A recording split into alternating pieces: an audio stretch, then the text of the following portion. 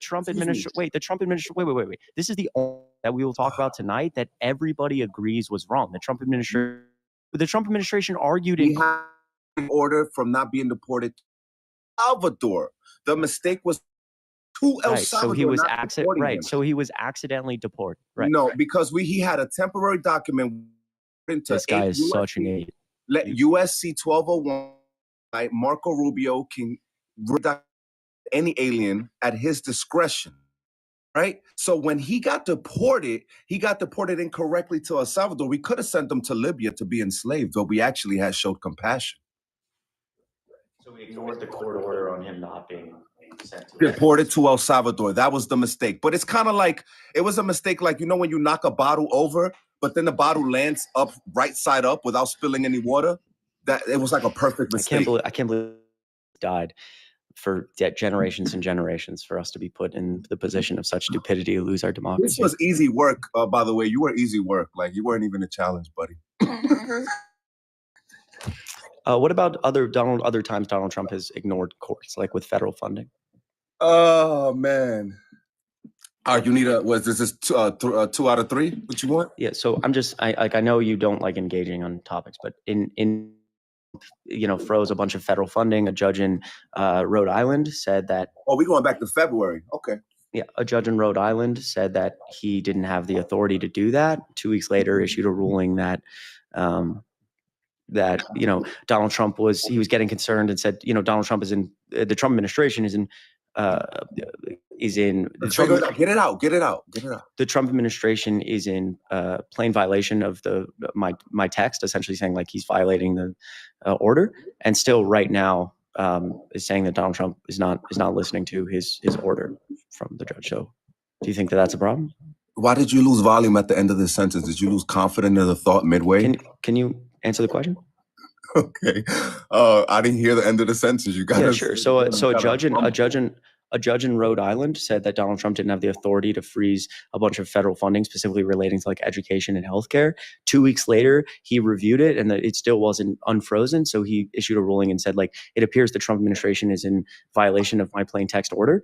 And still right now, a bunch of states just won a lawsuit essentially arguing the same thing. And the judge agreed that the Trump administration still had not. As I recall, he did unfreeze the funds, though. No, this is very specific on a set of a couple $2 billion worth of like education funding. So the judge is still saying it's frozen too. So do you think it's a problem if Trump is ignoring this judge? Oh, so this is a different one from the general federal funding? It's just like a general question. Like if can you just like, we can actually talk about whether this is happening, but the general premise of like ignoring a judge and just continuing to ignore it, do you think that's okay? I gotta see these specific cases. Okay, but do you think so? Then let me. If you're discussing something I'm not familiar with, I'm not going to be ignorant. And sure. So then let me like zoom out and just have then a general conversation for a second about how like a Rhode Island judge, and you're not talking. Yeah. Go ahead.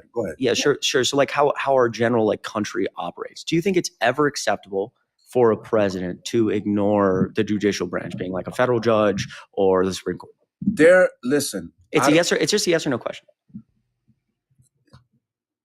Yes. It is acceptable. Okay. Obama has done it. When did Obama ignore judges? Okay. We know that the No. Answer the question. But all the No. Answer the question. There's never been a president to so egregiously ignore court. So you said yes. But the judicial branch is not over Congress, is not over the executive. They're all co-equal branches. So if the president ignored Congress, is just as unconstitutional as if he ignored judges. So then, can I ask you a question? And let me give you an example of what Obama did. Okay. So no. Can I ask you a question before you do that? If Donald Trump signed an executive order tomorrow saying everybody named Chris goes to federal prison, and a judge ruled it blatantly unconstitutional, it got pushed to the Supreme Court and it was ruled, no, you can't do that. Obviously, it's unconstitutional. What's stopping the Trump administration from doing it anyways and just ignoring that court? The judicial branch, the Supreme Court has jurisdiction in the nation. So what would be happening to you would be within the nation. So you're comparing apples to oranges. That was the most incoherent thing I've ever heard. Let's try this again. If Donald Trump issues an executive order saying everyone named Chris, that is within the nation, and the Supreme Court has jurisdiction over that. So it would stop. It would stop. So it would stop. So what enforcement mechanism does the judicial branch have to stop? What does the executive branch do? Interpret law. I mean, the enforce law. Enforce laws, Yeah. right? So when they sign an executive order, they're the one who enforces the law. So the judicial branch says, hey, you can't do that. So then what is stopping the Trump administration, or in this case, just the executive branch, from just enforcing the law anyway and sending people named Chris to prison? Congress, because if he would be doing that, so if Congress, hold on, let's go back. And then the Senate will remove him. Stop for a second. Oh no, because you're not letting me. Buddy, you need to relax. You need to calm down. Okay. Let's say in this instance, like you said, that Congress is useless. They're not getting anything done. So answer the question just about how our general country works. If he signs an executive order tomorrow saying everyone named Chris goes to federal prison and a judge says you can't do that, what's stopping the Trump administration from enforcing the law anyways? The House would impeach him. The Senate. Okay, I'm asking hypothetically if Congress were not useful in this situation. No. You can't. No. I can't. I literally watch this. Check it out. I just did. Right. So it's just a hypothetical about how our country works. This isn't Trump specific. You gotcha moment so bad. No, this isn't. So I'm trying to understand. I'm trying to understand your basic understanding of how our government works. Because when I were to do that against American citizens, the House would impeach him. The Senate would remove him. If the House didn't do that, then what's next? What can the judicial branch? The House would impeach him. So what if that didn't happen? What then? That would happen. Okay, so if you don't answer the question, then I'll just kick you off the live because it's. Then you've had your moment in the sun with Bretta. Okay. So the answer to my you are now my child permanently, my son, but you're in good company. So the answer to my question is the judicial branch couldn't do anything because they have no enforcement mechanism. So when I asked you originally this question, I said, what happens if the executive branch just ignores the judicial branch? You said they couldn't do that because the judicial branch has precedent or has rule over the nation, which was possibly the dumbest fucking answer I've ever heard. And I've asked this question a lot. So the answer is that the executive, that they can't do anything, right? The only enforcement mechanism the judicial branch has, they don't have an enforcement mechanism. The only thing that a judge does is slide over a piece of paper. The only reason it works is because the other branches respect it. The executive branch respects the Constitution. And so when we're having this discussion, you're too stupid to understand this. And again, American soldiers died on the beaches of Normandy protecting this, checks and balances. You're too fucking stupid to, you think that they are physical walls, right. But they are not, right? They are not. And so in this conversation, you need to understand, now that you have a better understanding of how our federal government works, is that the only reason checks and balances work is because we all believe them. And they're very quickly can just be eroded. So when we're, again, having this discussion that I'm about to go back to about the Rhode Island judge who says Trump is just ignoring the courts, it should never be acceptable for a president to ignore the courts. And now I'm going to challenge you to tell me when Obama did it, because that didn't happen. Okay, so we know that these are co-equal branches of government. So any branch ignoring any other branch would be unconstitutional. So in 2014, Obama abused the War Powers Act to get al-Gaddafi and then changed the meaning of hostilities. Change the meaning of hostilities. So that was it. So let's not pivot again, buddy. You're not answering you're not answering my question. I said, when did a president ignore the judicial branch? Right? You're talking about the president's power to have wartime acts and how that relates to Congress. I'm asking about the judicial branch. So can you answer that for me? When did a president so clearly ignore the judicial branch? You're making it seem like the judicial branch is supreme over the other branches. Well, because in this specific instance, we're talking about the. You're trying to get a little gotcha moment, but these are co-equal branches of government. You still just haven't answered me. You just will not answer questions. It's really annoying. I've been answering them very fair. I've been very humble to you. Be safe out there, bro. Holy shit. That was one of the worst fucking debates I've had in a long time, to be completely honest. Someone said Biden's student loans, right? So Biden asked the Supreme Court to erase $25,000 of student loans for everybody. Did everybody get $25,000 of student loans erased? No, right? Obviously. There was a lot of student loan debt erased through specific, federal statutes. Like, for example, one of them was he erased student loan debt for people who had been defrauded by universities, certain groups of first responders, right? That was obviously different than erasing everybody's student loan debt up to $25,000.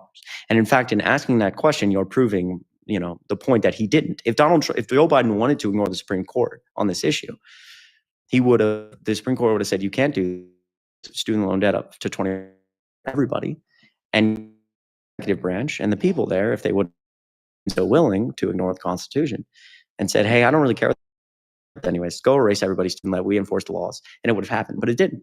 He actually innately respected the court's decision. That's why he went through states and signed executive orders that were much more niche, right? You sitting in here making that point, don't have your student. Why did I kick that? That probably one of the most preferable people I've ever had on. Just, and like I was talking to Harry yesterday on a long stream that was really fun, talking about the politics, news, and also just on TikTok Live. And I don't really like the debate TikTok sphere. I think I look back and like I've acted in it. Lead with more compassion. I am also a human being, and when other human beings are like that insufferable and annoying, and I'm like, dude, I can't have this conversation. Like that was so insane. That was literally he like I couldn't get anywhere. I could not get anywhere with that guy. Dude, we got nowhere, bro. That was Mascots. I appreciate you.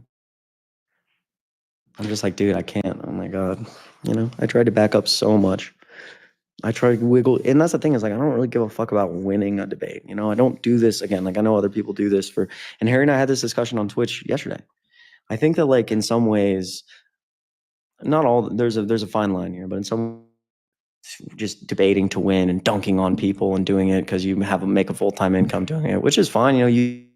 But it can have some like really toxic, like bad effects because you're not actually trying to you're not trying to convince anybody, but you're also not like really like, you're just kind of being very condescending. And like, even there, right. I was getting too angry. I was not acting correctly. I apologize in general to that guy, but also just the chat, I should be more calm. But also like you saw that like, it wasn't about dunking. Every single time I was just trying to wiggle somewhere else to just get him to sit and think for a second, just fucking think. Like that's why I asked the question. Like it's not a gotcha moment when I asked the question about what does the judicial branch do. I want him to like listen and understand for a second, because that's like a big. I've had conversations with Trump supporters who actually like we align on this, and they're like, "Oh yeah, I never thought about it like that. I didn't realize this is how checks and balances work." And I'm like, "Yeah, I'm not mad. Like it wasn't a fucking gotcha. I didn't want him." He literally thought I was asking him about how the judicial branch works to get a gotcha on Trump. I'm like, dude, I'm just asking in general about how our country works, so you like understand. Because again, like I get in those modes, and I'm like, it actually disgusts me that again, American troops rushed the beaches of Normandy. 18 and 19-year-olds died over and over and over again to protect, for a variety of reasons. Obviously, I'm being very broad here, but democracy is one of those reasons. And like to just see the fact that we're losing it purely based on like, I think a lot of the reason we're in this situation, we're in constitutional crisis, and we're here is truly because I think, I don't know, we Americans got lax. They walk around with their heads up their asses. We all think that like we're here to, this country's here to stay forever, and checks and balances are just these physical walls that can never go away. And what we've learned from past events in U.S. history is like you have to fight for democracy very hard. I think we're in a period right now where you have a lot of people, especially young people, who like don't understand that concept. They don't understand how quickly you can lose these things. So I don't know. Anyways, if you're a Trump supporter, let me know. Yeah, the election is already over. It's supposed to say I voted for Harris, but again, I don't care that much. So I think part of it is entitlement concept. They don't understand how quickly. Part of it is entitlement. I mean, there's a lot of reasons for it, right? That I don't think are like the fault of any given person. And I really don't think, again, I do get mad at situations like that, where I'm quick to say, or want to say, that like the reason we're here is because of like stupid people, but it's not, right? It's actually, we're here because of the innate failures of the US federal government before Donald Trump. And our system has been in some ways broken for a long time. And it allowed someone like Donald Trump to be a liar and a grifter and a horrible human being, and actually use that to his advantage, abuse our abuse democracy to, that's how I guess every authoritarian regime in general comes to be, is never through like some act of something egregious. It's by using the tools in place, how democracy works, and abusing the bad ways democracy works to change the system. And so, yeah, even after Trump, which I think we can get through, there's going to be about 30 to 40 years of work of just like trying to refine and fix the system and look back. It's going to be very uncomfortable. People are going to want to be done. with this, and there's going to have to be people saying, no, we need to go all the way back, starting at about the 80s and move up and see where like the American government failed people to allow this guy to come to power. So anyways, if you're a Trump supporter, you let me know. I guess I'll bring you. What time is it? Oh my fucking God. It's 2 a.m. Central, dude. This is tragedy. It's fucking tragedy. Yeah, it's about to say I voted for Trump. It is.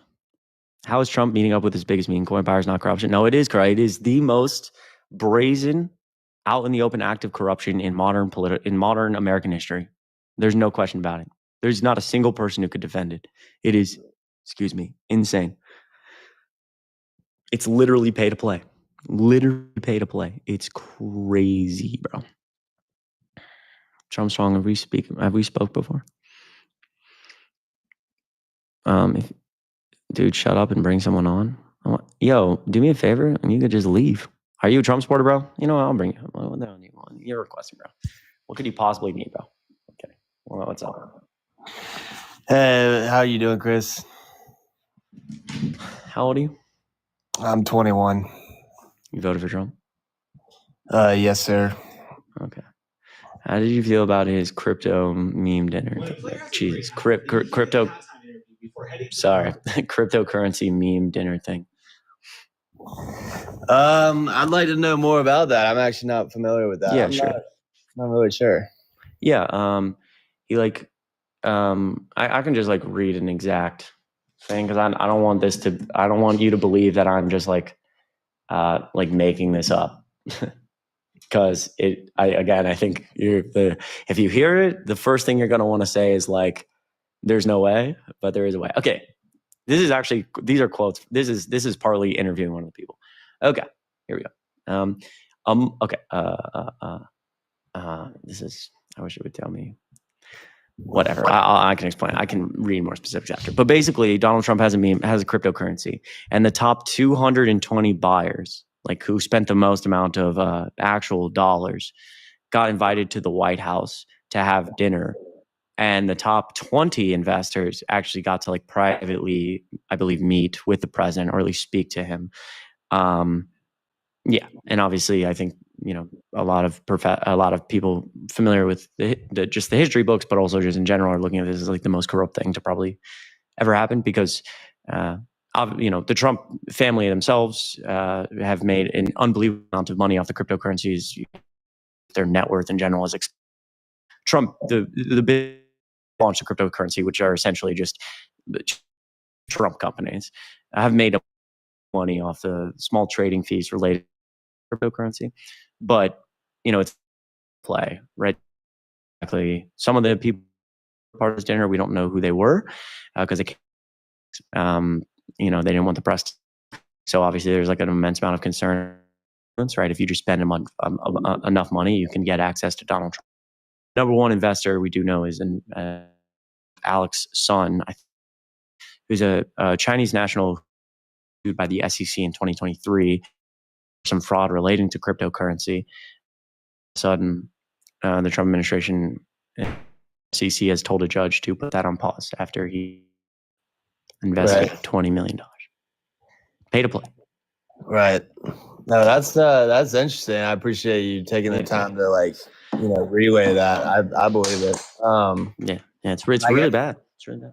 I guess because that is bad news. I guess to just segue that with some common ground, you and I could both definitely agree that people's rights.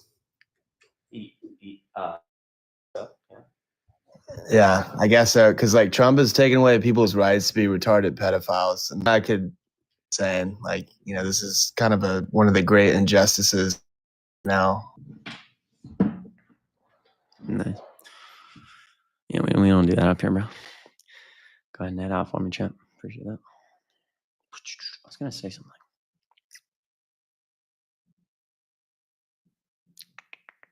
What was I gonna say?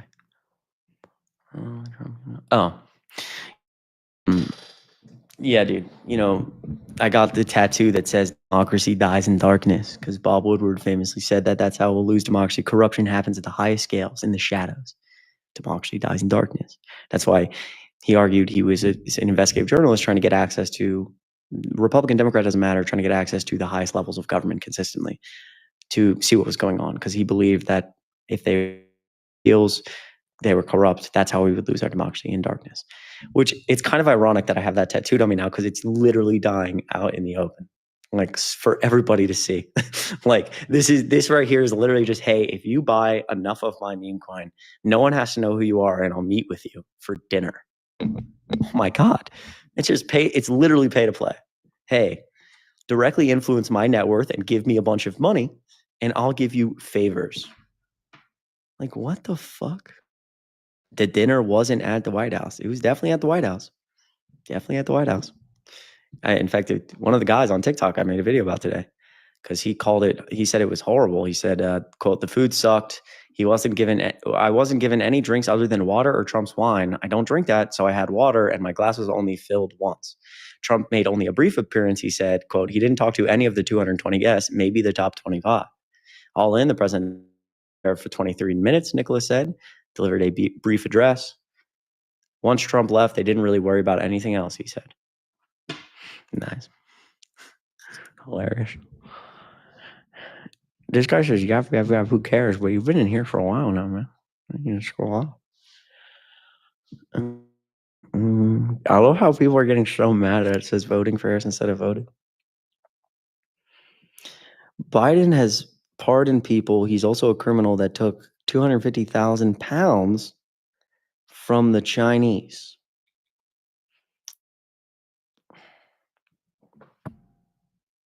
Dude, I actually don't know how, like, there has to be a level of, like, there has to be, like, a level of, like, shit your brain can take before you just, like,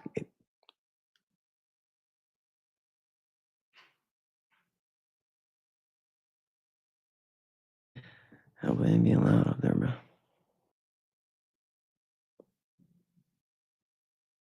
Oh, wow. Determined little. Yo, that's actually sick, Noodle. I love that. You should do that. I like that a lot.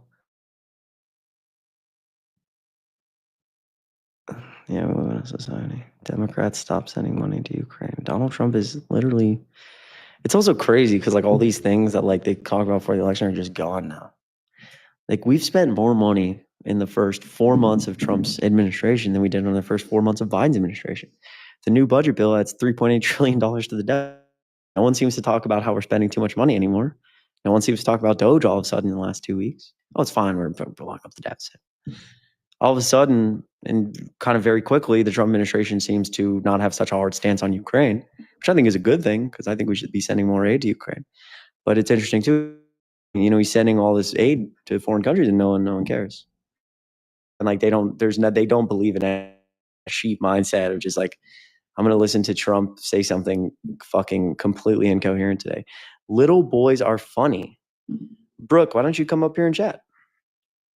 Little boys is a strange term. I'm 23. I feel like I don't know. I just don't like that term. I feel like you could just say kid. Little boy, that's a weird, strange term. I know. It was apparently amazing, even though they've given up now on Doge. I'm good, just giggling. Yeah, that's okay. You run there. It's all right. I'm a little kid, and yet I know I know I know at such a there's just a level, and this is what's crazy. Is everyone always thinks comments like this are like being like self-absorbed. From like that Trump supporter who called me a little kid, Brooke, I believe. Brooke is like I know how our federal government works. I know the basics of like U.S. law, basics of like politics better than you could ever in your lifetime. And that's not because I'm like brilliant. It's just because I'm normal, right? Like everybody in here has that capability. You have that capability, Brooke. You've just chosen not to, right? I'm not from some fucking like genius, but you to still be supporting Trump at this level. I'm just saying you have to be caught in something egregious. Like it's just not possible. At least to be supporting Trump very like aggressively, right? And again, I've taken a more compassionate stance. I don't think all Trump supporters are bad people. I think there's a lot of people who voted for Trump for reasons that might make sense. They want to be able to afford things. They don't pay attention that much to politics, and things are expensive. Okay, I understand. I'm talking about like the people on TikTok who have like the MAGA profiles, like Brooke. It's just like, can you go? Like there is no way that you are not just. I don't know, dude. Kiko is not requesting, but he keeps talking. So, if you're a Trump supporter, let me know.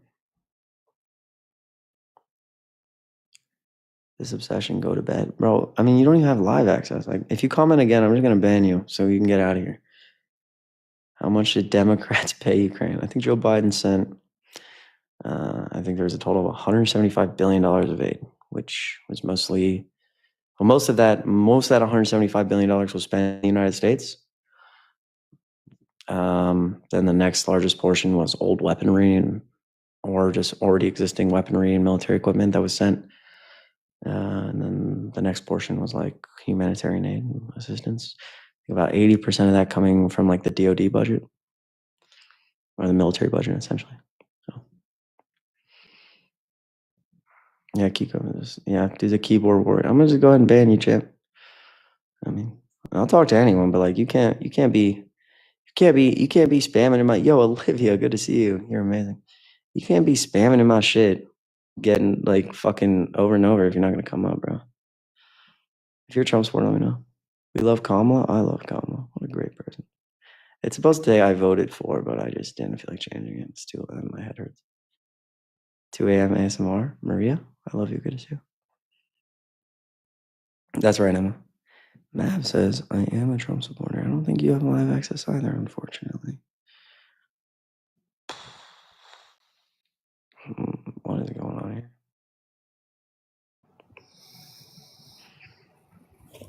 Hello? Hey, what's up, man? What's up, man? How are you? Good, how are you? Good. How old are you? 30? What year are you born? 95? Okay. You voted for Trump? Yeah. Why'd you do that? Thought his economic outlook was going to be better than Harris's. Okay. How do you feel like it's gone so far? B minus, like B minus. Okay. B minus. Okay. I mean, do you feel like there was some like? I mean, I'm actually like, this is not, again, first thing, I'm not even like debating. I just have a genuine question. Sure. Like I feel like Trump said a lot during the campaign trail. And there's moments that come to mind, videos I could pull up, but it doesn't really matter. Consistently saying like tariffs are not paid for by the US. They're paid for by, China and other businesses, not paid for by consumers, not paid for by importers, paid for by exporters. And, now obviously like we're all, and even he has taken like a different stance on that and talks differently about, Walmart needs to eat the price of tariffs. He tweeted out the other day and all this stuff. Like, does that ever like frustrate you that he talked like that, or is that not how you saw it? Oh, for sure. Yeah. No, yeah, for sure. That definitely frustrated me. Okay. Like I have a neck. I work. Yeah. No, yeah, for sure. That definitely frustrated me. Okay. Like I have a neck. I work in finance. I have a neck. Okay. But sorry. No, go ahead. Sorry. No, but like I guess I was out trying to weigh out like because like tariffs were going to increase pricing, but I also figured that there are a couple policies that Vice President Harris wanted to pass that would also increase pricing. So in both cases I was like, okay, well, which one would I want to see increase in pricing for? At least the tariff situation, or like he's waving them on, and so he could wave them off. Whereas Vice President Harris, like if she passes it through legislation, that would be a lot more permanent, right? It would last 4 to 8 years, depending on the tax policy she's passing. Got it. In relation to that, like, did you ever like, knowing what you like, understanding like economics, obviously, like you work in finance or understanding tariffs, like, was there ever a point where it could cross your mind that you were like, why, like, regardless of if you had the fundamental belief that his tariffs would be better than Harris's, that there was some innate problem with him just like being so egregiously either lying about them or just not understanding them, or you just didn't, it didn't matter. It was just about like, well, it's about, again, yeah, no, I had a problem with it for sure. My I guess what it came down to was like which policy was going to negatively impact me the least, and this is how it's going to impact which one would open up my particular industry. So like tax rate on corporations, levying more regulations around, or they like whatever in like the FDA do kind of what you want to do, like do eventually into like how cover private equity and VCs do deploy capital, which directly impacts like my line of work. And so you'd say that was like your main. Yeah. I mean, like immigration, we probably would sort of agreement on like long term. I hate debating like rather than policy, but like long term, I'm concerned with immigration and how in the last couple of years of like who's coming into the country, more specifically, what type of economic like output they're going to be bringing in. Well, like the immigration specifically related to the southern border, like I think you and I would both agree. For example, though those people coming in, while they might be good people, good intentioned people, looking for a better outcome in life, they're not bringing STEM jobs. They're bringing jobs that are mostly related to physical labor or service labor, and which is fine. That's good for that's good for the short term. I think there's quite a few job openings that are there in the short term. However, I think you're probably familiar with like Andrew Yang from 2020. He ran on like automation, machine learning. I think those jobs are the most encroachable by AI in a very quick and short pace. So I guess my concern is, for example, like those people coming in, their jobs are going to be. And again, I live in I see like kind of the effects of automation and machine learning kind of encroaching quite quickly, like, and it's a little bit scary. But like I'm assuming I'm going to be seeing that on a national level a lot sooner than most people think. And so what's going to happen to all these people who are going to be displaced from their jobs? Like, is it going to be the arrest of like the nation to then support these people? It's like, and it's not just those people. It's the American citizens too. Like theory was like, when he pointed to the example of young men graduating from high school who don't go into college and get their GEDs, like their number one job is truck driving. Like that job is going to be automated way pretty quickly. Like, so like to add the influx of more people coming in who might be well intentioned, like I don't think that serves the long term benefit of the American people. Interesting. I might have a couple disagreements there, but that's Sure. okay. I'm actually just curious. Sorry, I lost my train. I was gonna ask you a question. I was gonna say that I had a couple disagreements there, but that's okay. I wanted to ask you a question in relation to. How did you vote in 2020 and 2016? No, I didn't. Okay. No, interesting. I didn't. What changed? Why? Well, I guess. Why did you not feel inclined to vote in 2020, but you felt inclined to vote in 24? Was it? Well, I mean, I guess the inflation of COVID and how then the conversation about like the economy was obviously like front of the table for a lot of people. So I assume. Yeah. in relation to that. So Okay, I'll sure. be completely honest. 2016, like that was like the first election I could have probably participated in. Mhm. I mean, I was a college kid, and I didn't like pay attention to politics as much as I probably should have. So like I really like I have no excuse. Like I just pay attention to politics. Where'd you go to school, if you don't mind me asking? Like upstate New York. Okay. I think by Buffalo. Yeah. Yeah. So I went to school up there. It didn't really impact. Like I wasn't paying attention. 2020. I was torn between the two because COVID was a huge play. Like I traditionally lean a little bit more like right when it comes to like fiscal policy. But I didn't particularly enjoy Trump's response to COVID or C-19. Sorry. So I just didn't have one sway or the other in terms of like who I wanted to vote for that election. So like, I guess what it came down to is like after I saw the effects of the Biden administration, like I didn't particularly enjoy the Inflation Reduction Act, the Science and Chips Act, the infrastructure bill. I thought like if I took based on the governmental numbers that are continually coming out and some of the reporting I saw from the Wall Street Journal, Bloomberg, CNBC, it seemed like face value, they seem like good bills, but when you start going to the numbers and like where the money got allocated, what jobs were actually created based on the labor bureau statistics, for example, I was really underimpressed, especially in a time of inflation when we have to be really careful how much money we're dumping into the market. I mean, he took a stimulus approach that Obama took in 2008 but I don't think that was the correct approach to take. And I think for the most part, a lot of people might be able to explain the numbers well, but intrinsically Americans felt like, oh, our wallets are not being helped and they're being hurt. And I think they kept on, to his defense, like Biden kept on pushing that message, but it wasn't resonating with people. And I think like the current numbers in which we're marking the economy, like GDP, those are broken numbers at this point. It's a lot deeper than just that. And, I'm happy to expand on each bill why I don't like each particular one and the instances of that. But after seeing that, and then on top of that, Vice President Harris saying not directly like, what she disagreed with, she was very much like on the fence about, oh, like there's nothing I would necessarily do differently, but she was also not, saying much about her substantive, just like apparently there are whispers that there are disagreements like behind the scenes. And then I didn't like her unrealized capital gains tax. I didn't like the fact that she wants to increase increase tax liabilities, all those things. I got it. Do you think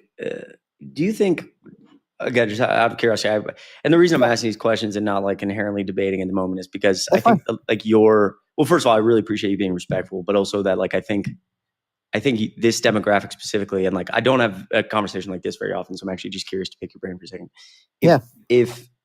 If Harris is so I assume the answer to the question is yes, but if Harris's economic policies were actually, and this is like wouldn't happen, but just a complete hypothetical. If there was if Kamala Harris was the same in every metric except economically, where she wanted to lower the corporate tax rate and not having anything to do with unrealized capital gains tax, and let's just say hypothetically a similar budget bill to what Trump's, what's passed through the House. Yeah. In that instance, are you talking about just like their character versus character right now? Yeah. Yeah, no, Harris's character is easily better. Okay, got it. So you would, so there would not be a question for you at that point. Oh, of course not. To vote for Harris. Biden's character is better than Trump's. It's not even close. Like Trump is a scumbag. Interesting. So truly, so then in that, I guess I'd bleed to the next question of like, some people would then argue to you that even if your personal, I know, I can only assume like you're working 1 trillion hours a week, but in some people would argue that even if you see the negatives in your personal life, that all of the negatives that Trump brings in being a terrible human being and the other effects to things like democracy or people's rights or those things should outweigh your what's best for you. I totally understand where you're coming from. It's a fair question to ask. Character is important for a leader. What I would say is ultimately it's policy that impacts like the day-to-days American life, and character, like if it's that negative, should roll up into legislation or policy, right? And so for me, I take a look at 2016 and 2020 as a good benchmark, because a lot of, like, for example, the Stormy Daniels felony that theoretically that happened before 2016, that happened 2015 campaign, right? So we should, like, the assumption then should be like, okay, his character is really bad. That should roll up into really bad policy, or like policy that's inherently evil, which I didn't really see. Like, we could disagree fundamentally on how the approach the legislation should go. We could have a substantive disagreement on that, but the policy itself, I wouldn't say is inherently evil.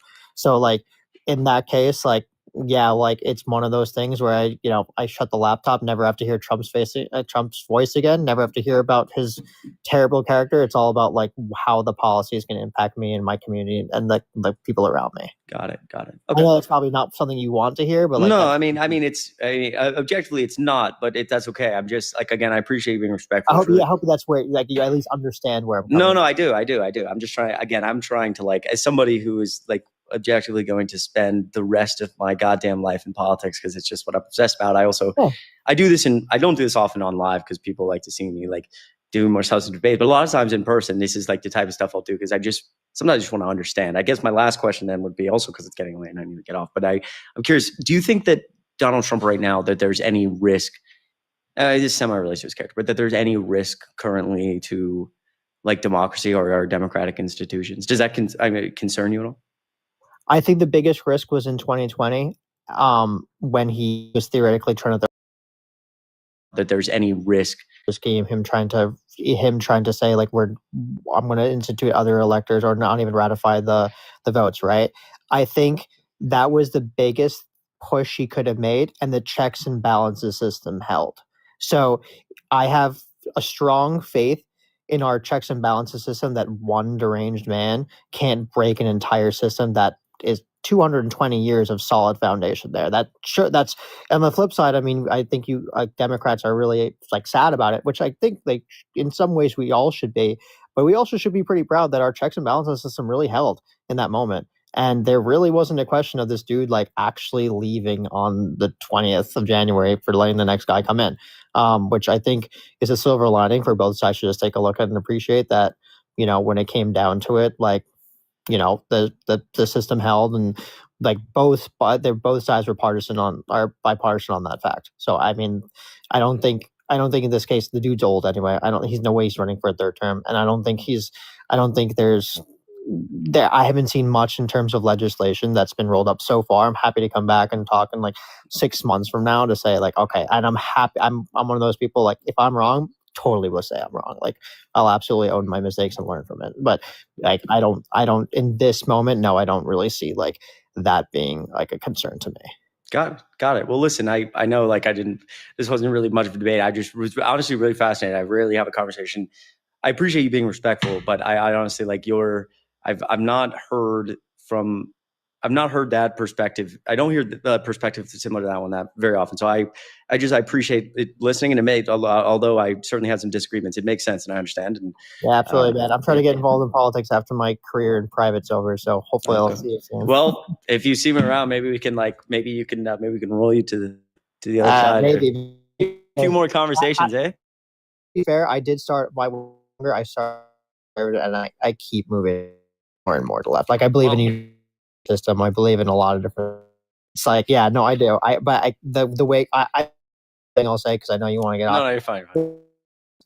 Like, if things that need to be a little tougher, like that is they need to be able to make tough things that like people don't want to hear. So, like, for example, universal healthcare system, total system. If it's run like the Nords, the reason that their system is because it's very hard for people who aren't Nords to access those.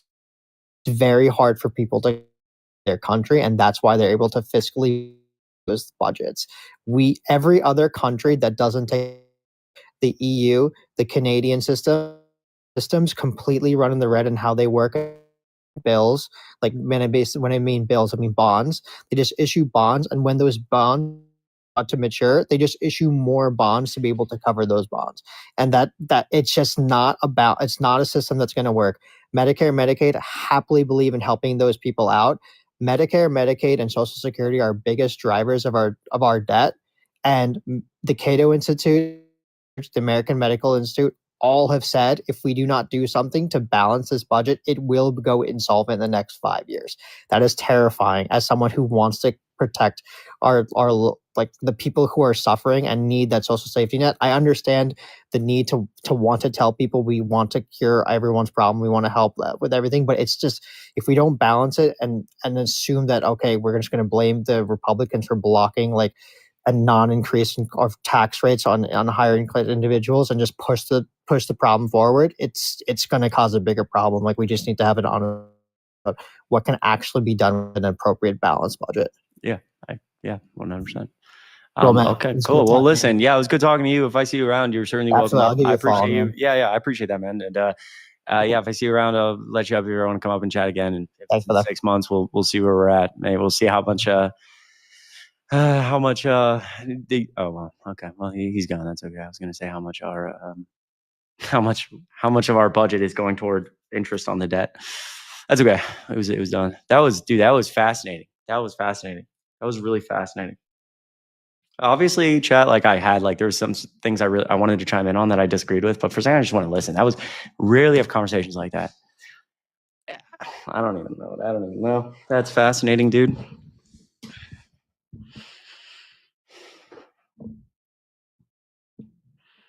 I just want to understand how everyone thinks. Oh my God. Listen, Rhea Rye, thank you so much for $5 on Venmo. Holy shit. Here's a few bucks because I definitely need this day. I genuinely appreciate everything.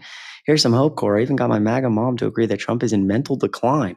Splurging for this huge win. Huge W's for Rhea Rye. He definitely is in mental decline. I really appreciate $5. Seriously, that like means the absolute world. Thank you so much. Huge, huge, huge, huge W's. Huge W's. I appreciate you a lot. I don't take that for granted ever. I mean that. Sid, thanks so much for $1. Not you. Wait, what? Oh, is this okay? This is Sid. This is in relation to yesterday. You DM me on Insta, I believe. Okay, I will check that after I get off. I apologize. Listen, Sid. Not you saying you're going to text me on Insta, but then not responding. Loki seems like you genuinely don't care about accountability. Not gonna lie, Chris. I was going to give you less criticism, but brother, you're running from accountability. Sid, I promise I will check your Insta DM. Promise. Not trying to run from anything. I think that like again, there's some dynamics here, especially in the TikTok debate space that. It can get I promise I will respond to you on Instagram. I appreciate you a lot. Seriously, Sid. You mean the world. I appreciate you. And I want to answer the questions you have. Bren, thank you so much for $5 on Venmo. It means a lot. And seriously, I mean that's it. I appreciate you. Bren, you're always so kind. $5. Just so happy to see you going live again. Always here to support. Love you. Bren, you're so kind. I don't know why I haven't been live more, but I appreciate you. Thank you so much. Huge W's for Bren. Huge W's for Bren. Will, $25. Holy shit. Can I get $1 million for Will? Like, truly, I do not take this for granted. That means so much to me, Will. Thank you. Proud of you for putting people in their place when they try to interrupt you. I appreciate that, Will. Thank you. He said, excuse me, quiet. Huge W's for Will. Thank you. Down there, I'd love to follow you. I appreciate you so fucking much. So much. Will, another $5. Very awesome person. Great personality. Is that referring to? Oh, that was a while ago. I think you're referring to me. Thank you, Will. I appreciate that. Huge W's if you're still in here. Thank you so much. Tina, $2. Who's running for school board. Hey, Chris, I've been doing a lot of thinking about mobilizing people to get involved in local politics and thought maybe you could do a stream, talking about it. Across the party, I'm learning more and more about how important local elections are, how much of an impact we can all make. I would love to do that. Are you fucking kidding me? We could do like a, we could do like a Twitch-esque thing for that and also do stream on TikTok. Maybe you can join. I'm talking, well, if you were comfortable, you talk about stuff. I'd love to. Let me well, it's fucking 2:14 now, and I have the memory of a goldfish. But I actually promise I would absolutely love to do that. I could get some other local people involved. It'd be fun. Yeah, Tina. Yeah. I'll DM you. I'm if I'm truly, I'm not even lying to you. Like I'm trying to be fully honest. My head is pounding, and it's 2:14 in the morning. High chance I forget this, but I would really like to do this. So maybe next time I'm live, yo, Chris, do you remember this? We'll make it happen. Maybe because there's a lot of local people in Georgia. That'd be fun as fuck, actually. Kayla, so good. $1. Finally, a Chris Live. I don't figured I'd donate to my favorite creator. That is incredibly kind for Kayla. You're way more than any of these guests. Love you, Kayla. You're amazing. Thank you so much. Thank you so much. And again, Will with $30. That's insane. And Tina, who successfully through to the generals running for school board.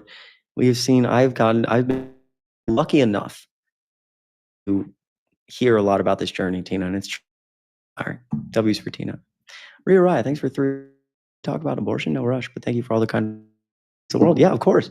Rhea Rye, we was talking about abortion and like abortion success. We can make that happen. I should go through some of my DMs. We were talking about doing it on Discord, right? I appreciate all of you so much. Thanks for sticking with me through my shortcomings, which are a lot. There's many of them. About 1 trillion short. Oh my, dude, my new YouTube video is doing so well. That makes me so happy. Fuck. Claire, I appreciate that a lot. Thank you. If you don't follow my account, it's maybe Chris Murray on TikTok. I post dumb things, but more about my personal life. So if you want to check it out, you know what? Also, and I have a question for people just because it's late. Katie, thank you so much for $2. Like shit, don't read aloud. Thank you so much, Katie. Katie, first of all, $2. Like I really don't take that for granted. Coffee, it really, really, really means the world. I'm truly, again, I mean that. I'm up here because I enjoy it, and the fact that anyone would even be gracious enough, like I'm like I just want everybody to know consistently how much it means to me that people are watching, but also that anyone would even be willing to do this. Truly. But thank you for the kind words, Katie. Truly, I hope you're doing well, and I hope you had like a good long weekend. Means a lot. Will, another $1. Holy shit! My favorite creator. Much love and respect and support. W. Will, it's $41. Thank you so much. Jack and Barbara's mom. Great to see you down there. Thank you so fucking much. Thank you. I was gonna ask a question. Yeah, I know that there's some close people in here on Instagram. And you know, my Instagram has become a stronger platform in some ways than TikTok these days. Excuse me. And I was thinking, would anyone like? I tried to build Snapchat for a while, and I dumped it because fuck Snapchat. It's just like their ability to do like creator ass stuff sucks. Jack Barb's not really the best. Pretty good to see you. How many people would enjoy if I consistently, like very consistently, multiple times a day about like my personal life, things I was doing, dumb shit on like Instagram stories through subscriptions? How many people would actually be interested in that? I hate turning on. I hate monetizing stuff. Me, yes, me. A month. I'd enjoy Instagram. I'd surprise. Love that. Oh my god, you guys are so kind. Okay. Maybe I will. You guys are so kind. I hate like again. I know this is a discussion I get in late, and when things I think about. Wow, you guys are so kind. Holy shit, I see a lot of yeses. That would be cool. I'd love that. Wow, thank you guys. Thank you, Kiwi. I appreciate that. Wow, holy shit. Why not try it? No, I know. And that's the thing. All these things I could try. I'm gonna be so frank. Like I hate monetizing platforms. I hate it. I wish, I wish that like rent didn't exist. Like I'm straight up. Sometimes I just wish that you could free. We could all just exist. But there's just comes a level where it's like, fuck, okay, I do politics all day and I'm really passionate about it. But at some point, like I got to start pulling the levers to be able to like do it full time.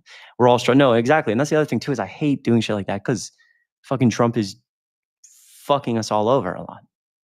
People understandably not spending as much money. I just don't. It's not even about like if I try it and it doesn't work, that bothers me. It's about just like doing it or announcing it at all. It just fucking bothers me, dude. I can never get over this shit. We live in a society, Noodle. Yeah. Well, anyway, I appreciate the. Cheryl, you're very kind. Oh, thanks, Matria. Schaefer, I'm proud of you. I appreciate you.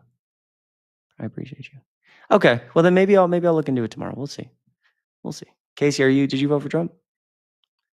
But not sure. Okay. Got it. Got it. I want to be able to lower it from $5. The only other one is $100. Will, that is too kind. Thanks for being a subscriber. Just do it. What time is it for me? 2:20.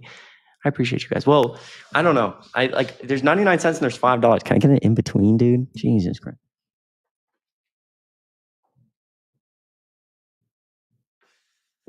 I don't know. We'll see. Yeah, well, that's the other thing. You like partially monetize. So that's the thing. Is like none of my normal content would be locked behind any paywall. Like I still post on Instagram stories sometimes. I've really just like post reels. And again, it's become a stronger platform.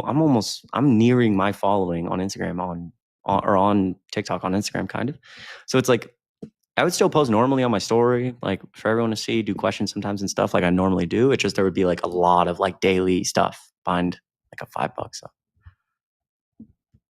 I am doing guests. Is she running again? I don't know. It's supposed to say I voted. I voted for Harris, but it says that. Yo, Gene, are you serious? Shout out to Gene's mom. Appreciate you a lot. I actually tell her I love her and I love you. You're the best. Dude, I've been posting. You guys have been going crazy on YouTube. 4 days ago, I like them at how many subs we got? We're at 14,400 subs. That is insane. Typical dad. Oh man, I'll beat them. No, I'm kidding. He's out. Patreon is good. Yo, Kiwi, thanks for the kind words. Thanks for being here. I know Patreon. I'm doing monetization. I love you. My family's from Nashville. Voted blue. We have Sylvie. I appreciate. I think that's it. I like Nash. Are there any? You have to be 18 to join the live. Yes. Okay, bet. Yes, I will. I promise. You're amazing. Double tap screen. All right, we'll do a few more. My way to don't like Oh man, what the hell? Noodle, I'm sorry. Noodle, YouTube is so like that algorithm is so competitive too. It's like so annoying. Right now, Sylvie just looking for Trump supporters, but I would like to do a live. Oh, Casey's been in here for a while and is MAGA. My bad, Casey. Hello. How you doing? Good. How are you? Good. Oh, why you keep expecting Trump? Wait a minute. I know you. Buddy, never been here before. No. Don't even try it. We talked before. I like you. It's been a while. Chris, I never talked to you, Chris. You sure? Yes. Dude's capping. I can smell the All cap. right, yeah, all right. Yeah, good to talk to you, man. Hey, bro, how you been? You been good? Yeah, I've been straight, man. You know, it's I always like for to talk to another Chris. You wait, what? Yeah, you know my name is Chris too. Oh. Yeah, you know, well, I probably didn't know that. I got so many troll accounts. No, know. yeah, honestly, I was kind of gonna say that there is a lot of troll accounts. So I kind of get, I didn't know how many accounts. 34 accounts like Trump God got felonies, damn. so. Yeah, 34 like Trump got felonies, man. So hey, I love it. It's always. I don't have that many, but that's what I say. say. 34. Oh, I get it. The felonies. That was Jesus Christ, dude. This is how you know I'm tired. That should have been something I understood instantly. That was cool though. I like that. I appreciate you, man. I'm glad you're doing well. But I did know instantly. Chris, I'm gonna remember that now, Chris, because my name. I thought I'd be able to troll you for a second. It was a good try. I'll give you that. You and Isaiah always get it in 1 second. Man. Oh, does Isaiah get it too? Yes, I always get him. He gets it in in 0.5 seconds. Yeah, I'm like, yeah.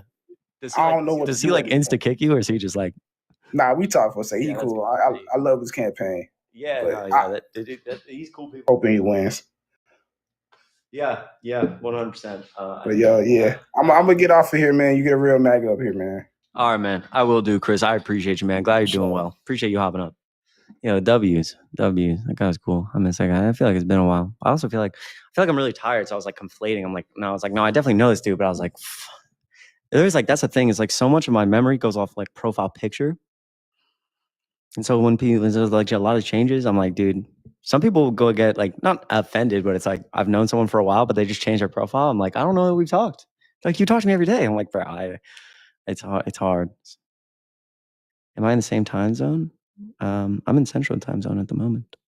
W other Chris, that's right. Can I get some W's for other Chris? That dude's cool as hell. He's a. I love. Some people get like so. Like they're like too like just like so focused. On to the next about as human beings, and like obviously some people trolling are just, but most people are just cool as like they're. We always smile. Like it makes me smile. I like smiling. Who the come on.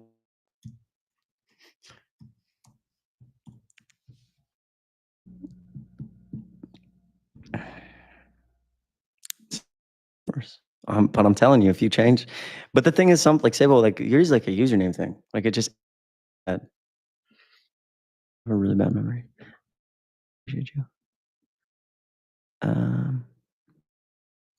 Nicole, thank you so much for PayPal. I appreciate you. Portrait photographer. That's sick. But I want to do more portraits. Are you down for a shoot when I go to Chicago? Absolutely. Are you kidding me? I'd love that. I'll pay you for your time too. Like, let me know. Let me know. I mean, October, January, February, March, April, May, June, July, August, September. I mean, I guess 6 months. Yeah. When you're here, I'll get your rates going. I'll make it happen. I'd love to. That's awesome. I appreciate that. And concert photographer is sick as fuck. That's really cool. I appreciate the $. Seriously. That's me. Oh, amazing. Okay, Nikki. Halloween week. I dropped the follow back, Nikki, when you're here. We know. Will you do some portraits? That'd be sick. I appreciate you. Marissa, thanks so much for $3. Holy shit. Thank you for being you, Chris. Thank you, Marissa. I really appreciate you from the bottom of my heart. Thank you so much. It really goes a long way. Like, truly, I mean it. Hope you're doing well. Hope you've had a good weekend. Good weekend. Kara, Keek, I can read. Thank you so much for the kind words. Concert photographer. That's sick as fuck.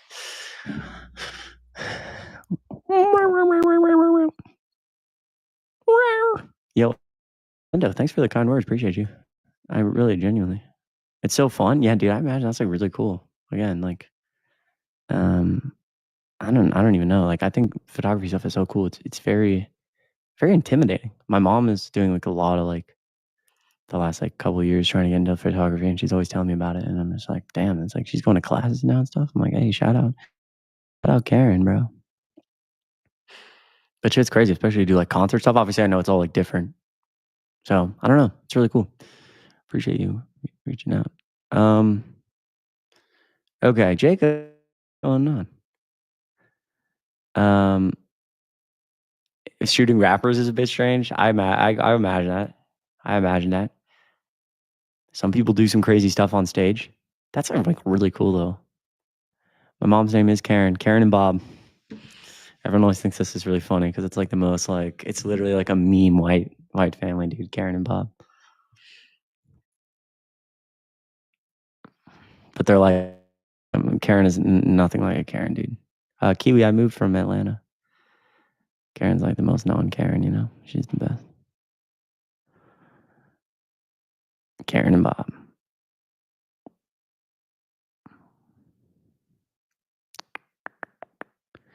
Wait, is Democrats for Trump in here? Oh my god, bro. Where the hell? Oh, here he is. I don't know if I can. I don't know if I have the strength, you know. What? Y'all really? Mental dysfunction? What is that? What the fuck? Tina, get some rest. Really appreciate you. We'll set up this. I really appreciate you. He voted for Trump because he's more in favor of social conservative views.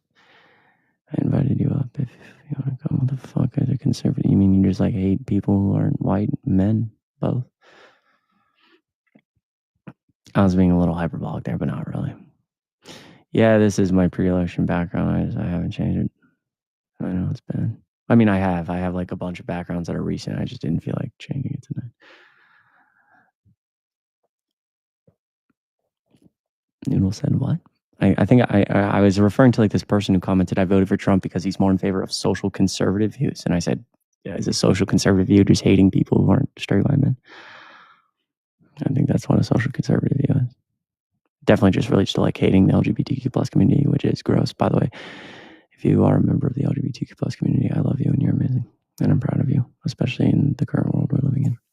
Oh, here he is. Hello. Hey, how you doing? Good. How old are you? I'm 25. So what is like a social conservative? Yeah, social conservative view, I think is the word you use. Oh, just being things like being against like gay marriage and trans ideology and all Being that. against gay marriage. Yeah. Why are you? I mean, I don't think RNC Republicans don't really use like anything that goes against gay people anymore. But I do think there's some like conservative views that also align with being against. So are you against gay marriage? Yes. Why? Well, it's because I would make the claim that marriage should be between a man and a woman. It's just I don't really see a moral justification as to why they ought to be gay, other than it feels good. Yeah, no, for sure. Can I get everybody to spam some? Can I get everyone to spam the rainbow flag in the chat? Reach out. Love the LGBTQ plus community, and love who you love. Be who you are. There's people out there, even though sometimes it doesn't feel like it, that support you. I support you, and I love you, and you're amazing.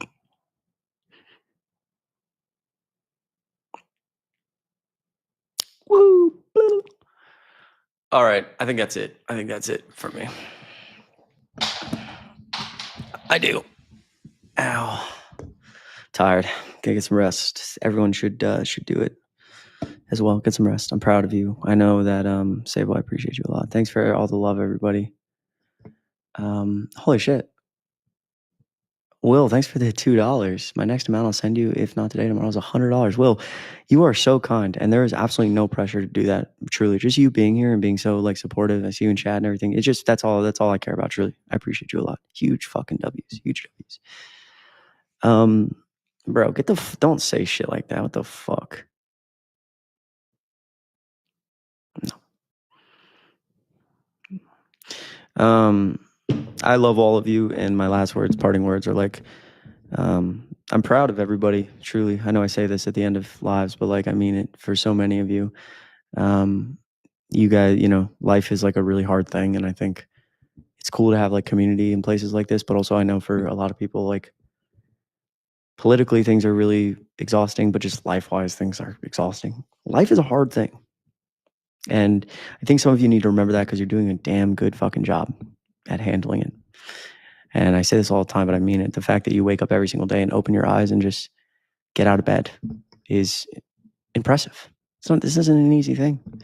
And you do it every day. And I know that you handle it so well, even if it doesn't feel like it. You shouldn't beat yourself up so much. You take on the challenges, and even on really hard days, or even on days if you're not working, not doing anything else, you may just lay around. You're supposed to do laundry. You're supposed to clean all this stuff, but you don't do it. But the fact that you stay and try again, the fact that you deal with all your head and the anxiety.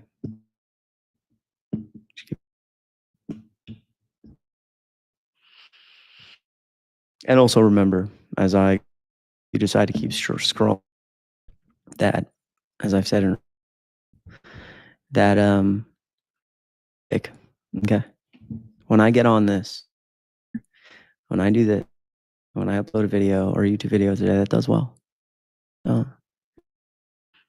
you don't know what else to me today. And I'm not saying that for you to be like, oh, I want, like, is Chris okay? I'm talking about you, because whether you realize it or not, especially when you scroll this app, whether it's lives or videos, everybody looks like they have everything put together in front of a camera.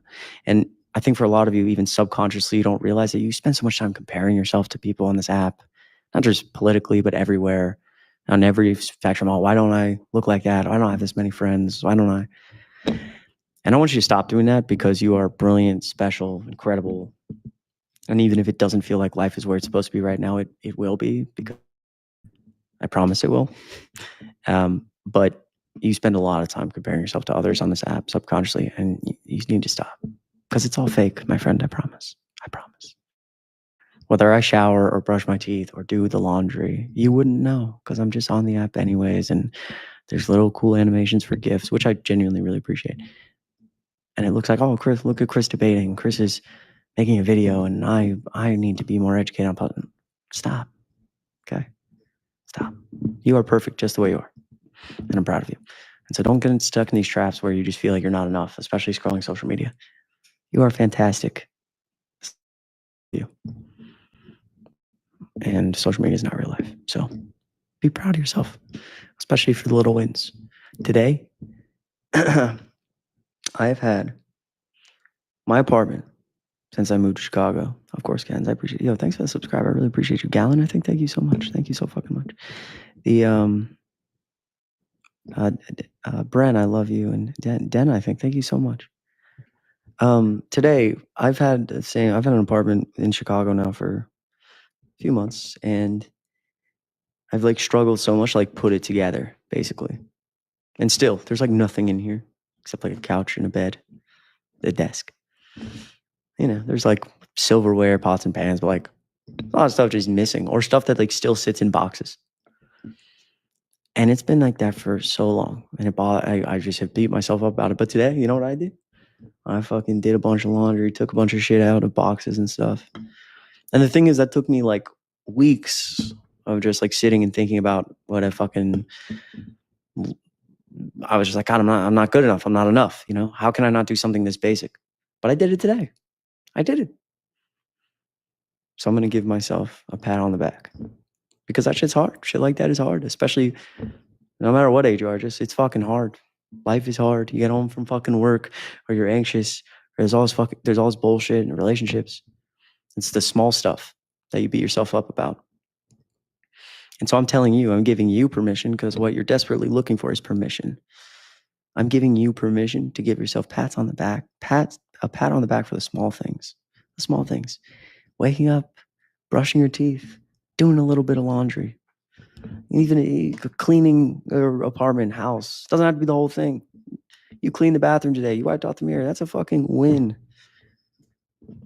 I'm giving you permission to stop fucking being so hard on yourself and give yourself some fucking grace. All right.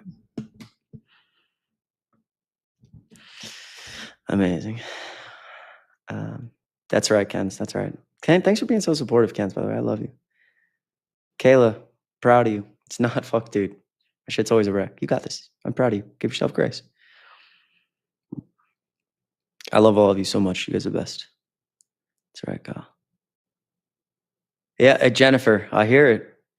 I hear it. That's real stuff. I appreciate you saying that, actually. I'm sure it's helpful to a lot of people in here, too. Amoy, thank you. And Amoy just sent me $10 on PayPal. You are so fucking, dude. You are too kind. You are so kind. Thank you so much. Can I get $1 million for Amoy before I go? You are too kind. I really appreciate you. You're just always so supportive. And really, it's not something I take for granted ever. And again, just you being here is what means the world. That's it. I mean that. Paige, thanks for the kind words. Shelly, I appreciate you. Amoy, you're amazing. I love you. Kiwi, thanks. You're great. It's good to see you today. Sable. You guys are the fucking best. Truly. You're the best. All right. That's right. That's right, Noodle. That's right. That's right. I'll appreciate you. It's good to see you. Thank you. Breezy, appreciate you. Ken's. All right, guys. I'm out of here. Taylor, thanks for all the love. I saw you sharing live a bunch, and I really appreciate it. Seriously. Dan, yeah, 2026, the midterms. Taylor, I appreciate you a lot. Seriously. Sable, everybody in here. Gallon, Ria, Riot, Nikki, Liliana, I think that was. Sorry, I lost it. I appreciate you a lot. Seriously. I will, Jayfer. Thanks for being here tonight. It means a lot. Thanks for modding. Truly, you're the best. You're so kind. Rylan, Kens. All right, I'm out of here, guys. Sleep well, Katie. Good night. Alejandra, I love you. Thanks for being here. Good to see you. Will, thanks for the chili. All right, everybody, be easy.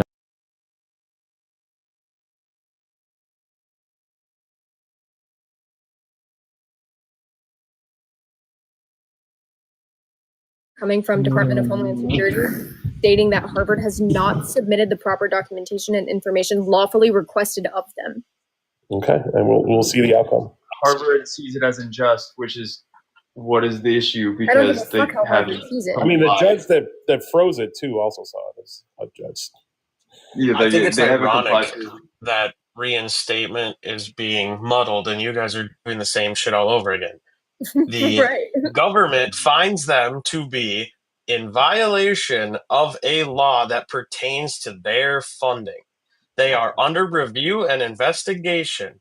Whether that deems or determines whether or not the violation was truthful or inaccurate is besides the point. You are arguing that a institution should not be punished or investigated when they are found to be doing something wrong.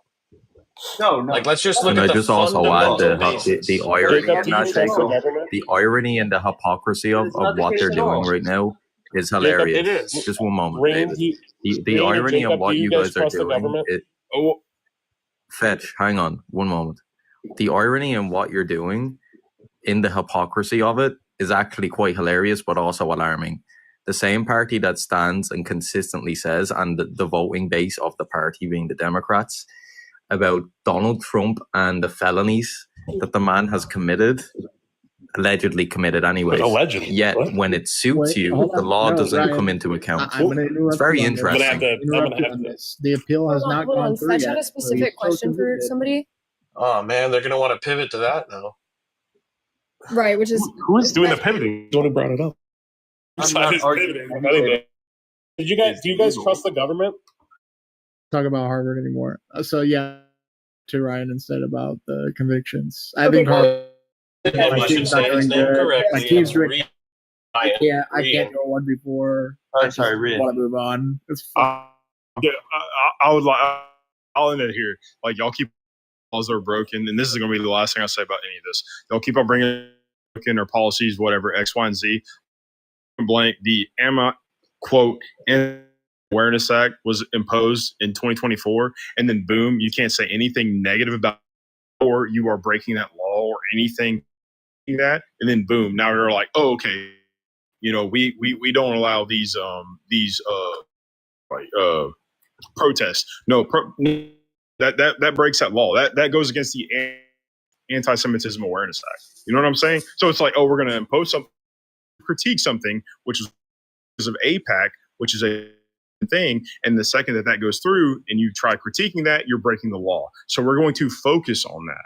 And that's going to, I'll own that. That's my opinion on that. And here's my opinion. Here's my opinion on that. I think everybody should focus on tapping the fuck out of the screen down there in the chat. Because we've been hovering in the 20,000 K like area for too long for my comfort. Hey, so Reed, everybody who's in here, all 170 people who are in here right now, could do me a favor for 2 minutes, just 2 minutes, tap the fuck out of the screen and share the live out with at least 3 people. That'd be very appreciated by this guy right here. I would. Also, for that, if you aren't currently following us, go ahead and do that. Yes, if yes, you aren't you should currently be. subscribed, you absolutely, because then you get notified of cool things and you get to become part of a club, a cool little club. Yes. And finally, a cult. I got that, Reed. Sorry, we're in. you see those roses I just sent? We need to hit a like goal up there. So I'm in the middle of send my more, fucking guys. commercial break, Ryan. I get it. I'm hot. Shut the fuck up. Say his Los name has right a if you're going to say Discord. it, dog. Los has a Discord server that you can join. And I will get the link so that way we can copy paste it. Yes, Love yes, you all. join it. Hey, don't forget about the panel up here. Drop us all a follow. Yeah, and follow the panel. That helps the Except for algo. Emily. Oh, hold on. And You guys Buddha. are all right. Sorry. You're all right. Listen, we're the only fucking across the aisle movement on this app. I'm not. I mean, I am. I voted the way that I voted, but I don't to either camp. It's left and right, and we represent all of America. I take great pride in having one of the only communities on this app for politics that represents both sides equally.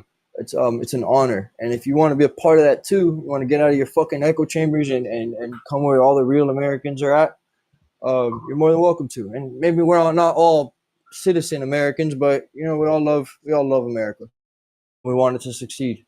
And if you want to be a part of that, you're more than welcome to come on, or you can go fuck yourself. The choice is yours. True. The choice is yours. I'm gonna shut up.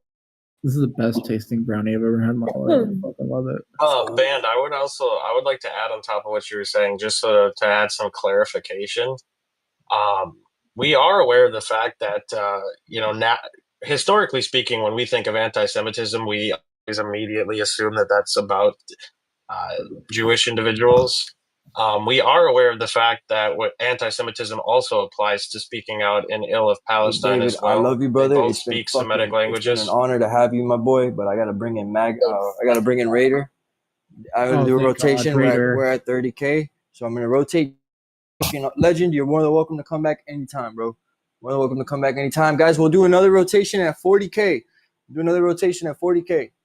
We just rotated in Rian for the red spot not that long ago, so at 40K we'll do another rotation. David, you're a fucking legend. You're more than welcome to come back. Stick around so you can get in our Discord, David. Guys, post that server up so we can get David in there and everybody else who wants to possibly be a part of that. But mainly David. I need him in there. David, join David. Join the Discord.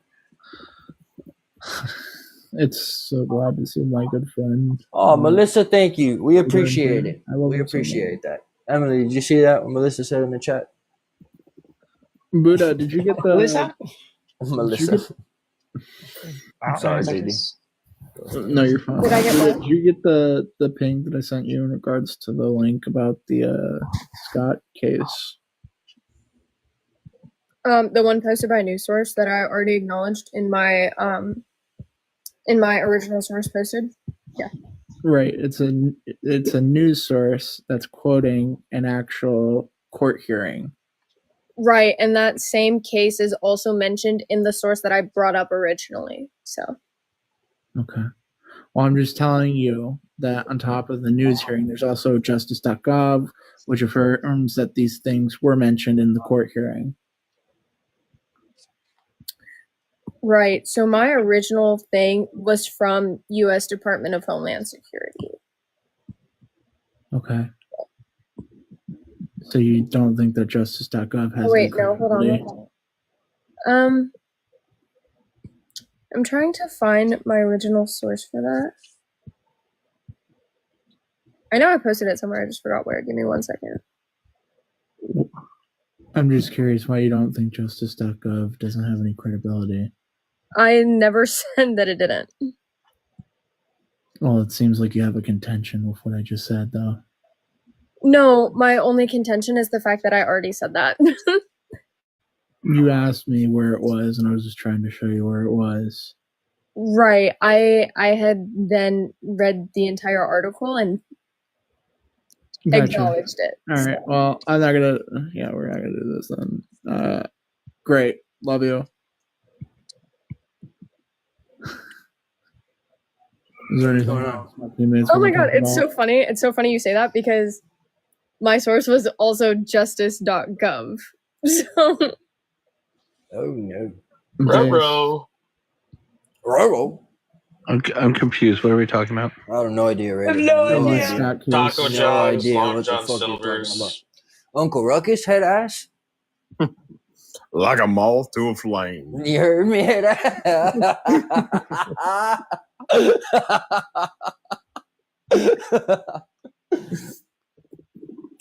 All right, what's a new topic? Y'all, what y'all want? Please. I'm gonna keep enjoying my brown RFK ale. Jr. I'll go RFK Jr. Can't stand that dude. I hate I love him. I love RFK Jr. I want to work out with him. I think dude is ripped. I'll give you that. That's one thing I'll give him. He's got probably a really good workout plan. Yeah, but anything else, nah. In the morning on the fucking bench, boy. You know what kind of other man his age, wake up in the morning, get to the bench, play other than The Rock. Ooh. Yeah, I strongly. Are they really the same age? Huh? What? The Rock and RFK are really the same age? No, they're not. Like, no. Yeah, no. Damn, I'm old. They're not. But whenever there's an awkward silence, I used to use it to take advantage of the fact that I have this gift goal up there. And if you guys want to be like Jolene and gift me, I'd really appreciate it. It'd be cool of you. You know what I'm saying? You guys, I've seen other people on TikTok get gifted for some dumbass shit, like acting like computers. And I feel like I'm doing something pretty worthy of your gifts. So help me out with that live, lady. Help me out with the live goal. And then if you're not following my ugly ass yet, what are you doing? Watching this? You're not following the whole lame or what? You're lame. That's for lame. Don't be a lame one. Yeah. Now, I'm gonna give you guys one more chance, but one more awkward silence. We're gonna do a cleansing. Cleansing. You know what a cleansing is? Kind of like what's happening. Sure. But we're not. Not at all. No. What's happening? Rewind. All right, let's talk about like recent. Bro, getting slapped You by can his show wife. videos. Keep watching it. Oh, Getting pimp smacked by his wife. Yeah. Yeah, me and Fetch started the live. Well, you guys were like all gone. Yeah, he's a legend by being here. Me and him got to watch Macron getting pimp smacked by his wife. That was fucking fun. I was totally up here when he showed that. My baby, I'm sorry. I was. It was a moment. Chop liver. Chop liver. Definitely not. Yeah, if you mean because I'll eat, yeah, definitely. I was wrong. So about Trump now he's coming forward talking about how Ukraine and all that. He's like, I don't know what's up with Putin. I knew Putin. Putin seemed cool, and now he's not. Putin keeps on unaliving people. This is something that we, people on the blue side, we've all known saying that.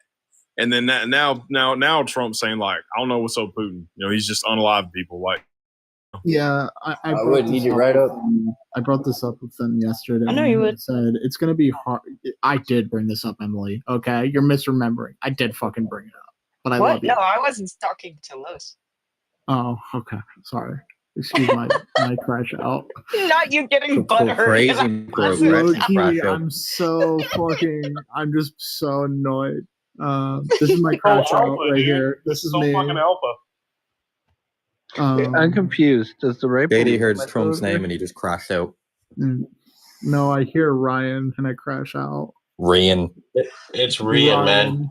It's Rian, you His name, fucking say it right. right. The party of inclusivity can't even get my a name fella's right. name there. Ryan. Don't be mispronouncing his name. You're right. I'm very xenophobic. It's You're right. You better not be. Not on this panel. This is exactly why Kamala did not win the election.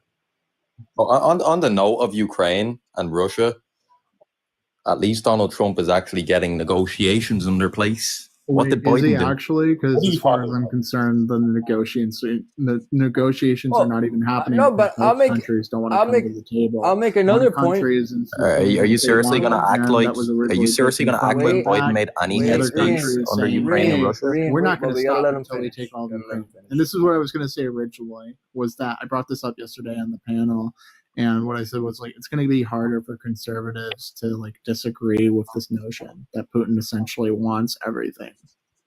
I think this is something that's one of those things is it depends on how you look at it type shit. You know what I'm saying? Because when I see, especially Trump's most recent tweet calling or Putin crazy, or no, his most recent interview where he was calling Putin crazy for what he was doing, and he's unreasonable as fuck. From what I gathered was Trump not just letting Putin do whatever he wants. You know what I'm saying? Like, I mean, voicing his opinion on the fact that Putin's in the wrong, and it's a stark difference. It's to what people thought, especially on the blue team, what they thought Trump was going to do with that situation. A lot of people, not JD, but people on this side of the panel in particular, made the argument that Trump in Ukraine on a silver platter, girlfriend, and that's clearly not. So I would think that you guys would find the fact that he's voicing case for Putin's reason. I'm not gonna lie when I say I probably shared that at a point or had concerns in regarding or that he was Putin's pup. I've heard that a lot. Noting the relationship between Putin and Trump, but I can at least say that like he's trying, even though those negotiations, practically impossible.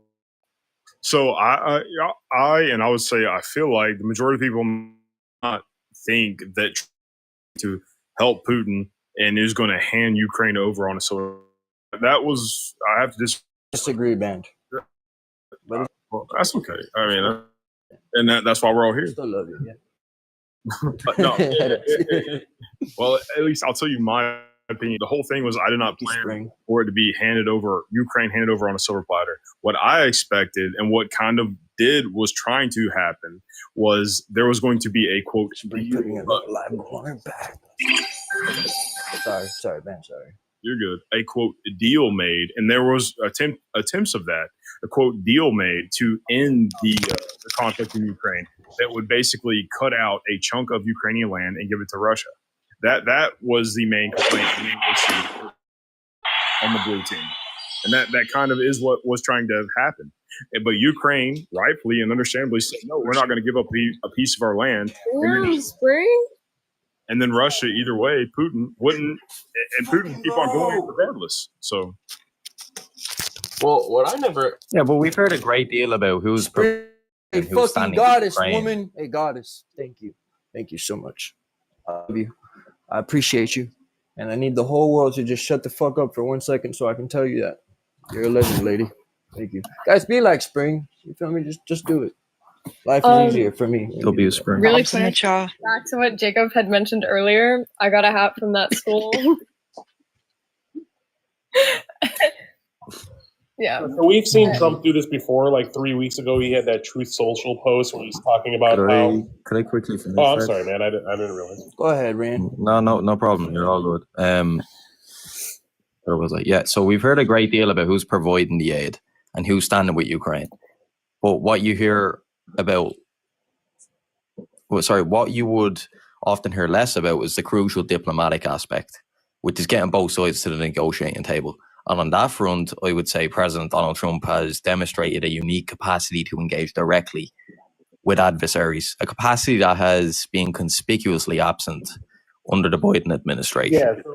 To set the record straight, as much as Trump has an unconventional style, he operated with a certain directness in foreign policy, which created avenues for this communication. If you look at the Biden administration, the prevailing strategy was to isolate Russia and support Ukraine militarily with the stated aim of weakening Russia. And while that approach did garner international support for Ukraine, it has not demonstrably brought Russia and Ukraine to the negotiating table for meaningful peace talks. The very fact that they're actually willing to negotiate at the moment under the Trump administration would show me that Trump has being a much more competent leader on the world stage. And as much as he did say that he could end the war in one day, in 24 hours if elected, I would say you should consider that statement, but more so the intent to directly engage in force negotiations, and that he made that a clear and consistent theme of his approach. You should look at the contrast between the two administrations. So I think that what Trump keeps rediscovering is what the rest of the world knows, that you cannot negotiate with Putin. He operates in bad faith. He breaks ceasefires all the time. You're talking about like how they're at the table. They are not at the table right now. Russia just launched the biggest attack into the Ukraine that we've seen thus far. Trump keeps rediscovering this somehow. 3 weeks ago, he had a Truth Social post where he correctly stated that Putin's just stringing him along and doesn't want to sue for peace, and he's blowing up schools and hospitals. And now he's rediscovering again after this most recent attack how Putin is a madman and he's crazy. The rest of the world has already known this. Our side has already known this. There is going to be no peace. There's only one way to deal with Russia, and we need to push them back into Russia where they belong, and that should be an American policy that we all support. Absolutely. And you don't think that's an ignorant stance to have, to advocate for more war? That's just going to perpetuate Russia just bombed Kiev, man. Let me see if I can put it this way, Ryan. It's not contradictory to hold both the beliefs that you want peace, but you ultimately understand the other person doesn't want peace, so you're probably going to have to go to war with them. Right. I would like to piggyback off this real quick. Rian, I hear what you're saying. Like, sure, it seems like, and what Trump is saying, that all of these things are going to be on the table, that we're going to start debating and arguing and have some kind of conclusion to this. And sure, that is what Trump's saying. But what is not happening is what Trump is saying. Trump also said we're going to have this resolved day one. And I understand that was probably hyperbole. But the whole thing is, Rian, what you're banking on, what you're saying is like, look at Trump getting these people to the table. Look at what he is doing. No, he's getting these people to the table. It's happening just like the people on our side have. You can't rationalize like Putin. I believe someone else. I think an indicated willingness for Trump's involvement in the potential peace talks from both sides. That's the point I'm trying to make. The fact that they were willing to engage with the Biden administration is because of the Russia has been sidelined on the world stage intentionally, which only perpetuates conflict and a risk of engaging in a nuclear. That's not a benefit to anyone in the world.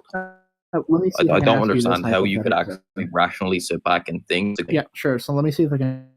In 2022, scale invasion of Ukraine, right?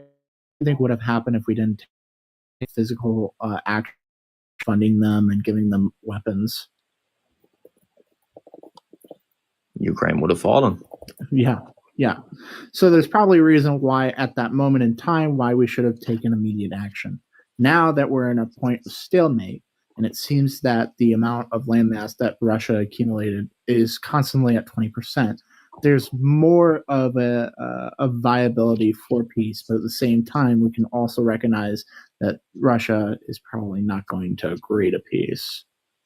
So JD, right, I have a question. I don't understand and that. Well, what was the point of asking me that question, the hypothetical, when even though I understand where you're coming from, that made absolutely no sense, that line of questioning that you just made, because we've seen no public high-level direct engagement from the Biden administration with Putin, even though the funding needed to be given to prevent Ukraine from falling. All it did was perpetuate conflict. And if we kept an administration like that in place, per se voting for Kamala Harris, you would run the risk of not just direct conflict with Russia, but World War III. So, would you not agree? What would your original critique was that there was an administration who you don't wasn't answer in a question with a of question. any Really. viability for peace that decided, hey, we're going to take immediate action. That's why I posed the question to you, and it seems like you agree with the question, which is that should we have taken immediate action? If we didn't, what would happen? You said Ukraine would fall immediately. Right, yeah, I'm pretty sure I don't need you to repeat it to me. I'm not being condescending, but you do this every time I ask you a valid question to defeat the point. Okay, what's the valid question? Not being disrespectful. Does he not agree with me that Trump's approach has been better on Ukraine than President Biden? You have to understand, too, what I also said within that statement. It seems like in the Trump administration, there's a stalemate between Ukraine and Russia. Ukraine is currently holding back the Russians from taking any more landmass, and that the accumulated landmass that Russia has is constantly and consistently at between 18 to 20%. So what I'm telling you is that now there's probably more of a viability for peace than there was during the Biden administration. And what I'm saying is it's another example. Just like originally he said, it's constant backtracking or pivoting by the current administration. Like currently, what was it he said regarding, and not going back to that topic, but Israel and Gaza. Originally, we're going to go, we'll overtake Gaza. That'll be our whole thing. We've got that. Now complete 180. Oh, wait. No, we're not going to do that anymore. And then he got into politics. He came into the presidency. He said, oh, yeah, coming into it, we're going to fix this. We're going to solve this whole thing with Ukraine and Russia. Oh, wait, I realize I can't do that. It's constant backtracking. I'm really curious, Ryan, who the fuck is deflecting? Because I'm pretty sure when we started talking about this, I said Trump is trying. I don't think anyone missed that. No, I'm on their side. I'm reiterating. No, not you, because Ryan was deflecting. So I want him to man instead of hiding in the fucking car. Well, did you disagree that Trump has had a better? All I've heard you do is repeat hyperbole and play fucking words the last 10 minutes instead of just saying maybe. I told you the first even began the conversation, at least Trump is trying. But I'm also telling you at the same time, critique is really fucking weird. Why would critique of you or the Biden administration? Correct. I think that I don't give a fuck about your critiques about me. You explain to me how that is strange? Strange in what way? You think it's strange or weird to call it? I don't understand what the incompetent them taking immediate action against a full-scale fucking invasion of Ukraine is. What were we realistically going to do to try to prevent that, JD? Because any sort of you keep making this comment about the necessity for immediate action. Other than financially aiding a losing fight, how in the world do we provide immediate action without triggering a war that we can't have? I'm curious because it seems like no one understands it. Did it help or did it hurt them? I think it hurt them because now they expect it. They think that they expect it. We're not the only country that backed out of aiding them either. Many of the European countries backed out of financially aiding them shortly after we did as well because they realized that there was no point to it. Try to advocate for the peace than be propping up the one side. In what way? Because this is where I'm probably going to disagree with you. In what way did the funding of Ukraine during 2022 hurt them? Because it propped up and promoted that the fight continue.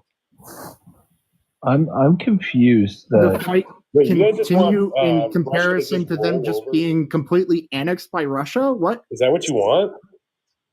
No, I don't think that's what anybody wants. But at the end of the day, it sounds like financially back it. So your proposal is that we should financially back Ukraine until that we can garnish some sort of peace agreement?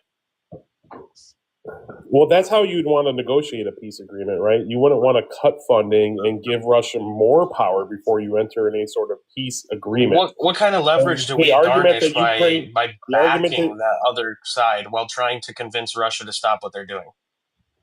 Well, because then you have leverage, right? Do you understand what leverage is? If you remove your leverage, then you don't have a lot of stake in the negotiations. The argument that Ukraine makes is that America has not sufficiently starved Russia's war machine. And I agree. We took half measures. We need to push them back into Russia as quickly as possible. It should have done. Biden was weak in it. He should have sent. What do you mean by push back? push them back into their own country. So you think we should militarily get involved? Yes, I think that we should have sent drones. Therefore, dragging in NATO and every NATO country involved. Sure, yes. Therefore, enacting 3.0. Yes, we need to. I believe that we need to push Russia back into Russia. Is that so wild of an idea? You are advocating for the start of World War III. Since when is America afraid of Russia? Because it is not just Russia. It is Russia being financially backed by China. And North Korea. Okay, so you guys are afraid. I get it. No, I understand. Don't forget, it's not afraid. You're talking about two global superpowers who combined have the power to create global implications that will have serious adverse effects. Yeah, You're literally telling me that you think that we should become militarily involved. Yes, I have a question for you, Jacob. At what point? At what point then should NATO, should the U.S. become military involved? At what point? Because I watched that Tucker Carlson interview with Putin, and specifically what he said, his justification, Putin's own justification for encroaching upon Ukrainian territory was because back in 1862, we own this land, we own that land, we own that land, which includes Balkan territories and Poland and all that kind of stuff. So then at what point, Jacob, would you recommend that we get involved? I don't think there's a realistic time to become militarily involved. I think it is not the responsibility of the United States to make other countries then for because I don't think that's a call that America gets to make on their own. I think that's a group decision that NATO or the United Nations needs to make together. Jacob, we also felt the same way during World War II. And what happened was Japan decided they would get really cocky and go pew-pew mode on a bunch of our military people over in Pearl Harbor. So you don't so think they that directly drug us into a conflict. Right. After consolidating power by invading other countries and annexing them into their own. I'm just kind of confused. Do people not acknowledge that just because we don't see diplomacy on television doesn't mean that diplomacy isn't happening behind closed doors on back channel?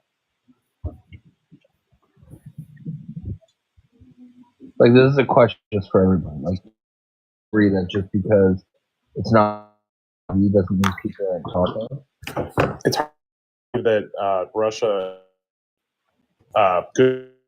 Oh, chat. Let me.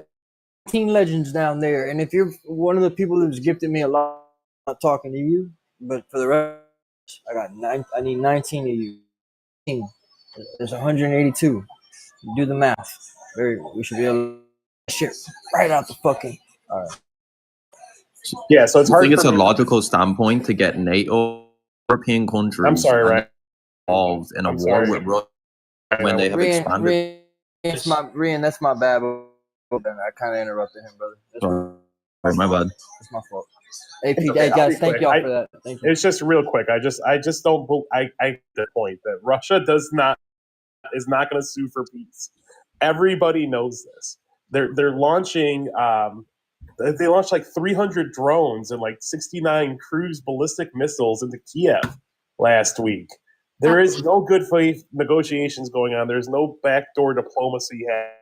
Russia will just steamroll over Ukraine if we let them, move themselves closer to our NATO allies, which will happen then. We're going to get involved. Do you want to maybe give the context behind why they launched the biggest drone strike since the start of the war? Maybe it was because Zelensky directly tried to unalive Putin on a visit to Kursk. Is that terrible? Or are you upset? Let's talk about how many times. I think that's a lack of rationale. Again, hang on, can I just quickly? They're being invaded. Hang on, just one moment. It just proves again a lack of rationale. How the hell can you substantiate that logic, back it up in any mean whatsoever, in any hypothetical scenario? You're trying to de-escalate the war, engaging with Trump in Zelensky's shoes, right? Signing a mineral deal, and you seriously think it's logical to try and unalive Putin, which is only going to further escalate the situation. Yet you deflect constantly and say Putin is the one that isn't engaging. I would argue the opposite. Zelensky is the one that's propagating this war. And Lockheed Martin and all of these... Okay, yeah. No, go ahead, sorry. Go ahead. No, go ahead. It's fine. Okay, so Rian, you're talking about Zelensky trying to unalive Putin.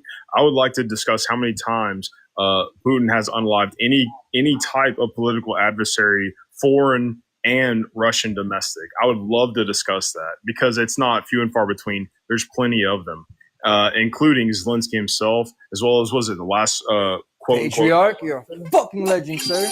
Go ahead, Ben. I'm sorry. You're good. Last quote unquote election that they had in Russia when his political adversary ran, and then what happened to that guy? Oh yeah. So no, like let's not act like Zelensky's over here trying to unalive Putin left and right. No, it's actually the opposite. I think we're about to. I think it's crazy that you are literally sitting here advocating for more loss of life, military involvement, starting a global conflict as a response to the situation. Dang, they just keep coming. Dang. Well, I just feel like I'm living on some other universe right now where Ukraine isn't being invaded. I think we need one more. So like, you guys are acting like Ukraine being invaded. I mean, let's you're acting start like we're World War advocating for III. Ukraine to do these things independent of the invasion that is happening on their country. It's a fight between two dictatorships that doesn't show signs of having a one more clean Patriarch, you're ending. Ukraine has a constitution. They're not a dictatorship. Two dictators. Fucking go! Two dictatorships. Come on, guys. Y'all love bringing that Patriarch, you're a up. legend. Emily, I love you, baby. Y'all love bringing that up. And Jacob, that just bias that is. You said ships. One, Zelensky, totally agreeing with it. Zelensky currency is president, and for whatever, because of the current warfare going on. That wasn't the case prior to the invasion from Russia. To call them two dictators, the only reason why currently like that, why Zelensky has that place as presidency or whatever, is because Russia, a true dictatorship. Okay. Have you had the pleasure of interacting with anybody who actually lives in you? Brandon actually hosted a really cool where we actually got a handful of different Ukrainians that came up and spoke and their truths of what was. And so you're ironically, a good the, amongst a lot of the Ukrainian people is that Zelensky's not a good person. Yeah, well, so hold on, like the hold on, because I really do want to engage with this one. This one's great. You're gonna bring up the classic talking point that's like a propaganda point, usually put forward and poised by pro-Russian, pro-Putin pundits that like the system under which Ukraine operated was fascist in nature, and that's why the people in the Donbass wanted to separate and become part of Russia, right?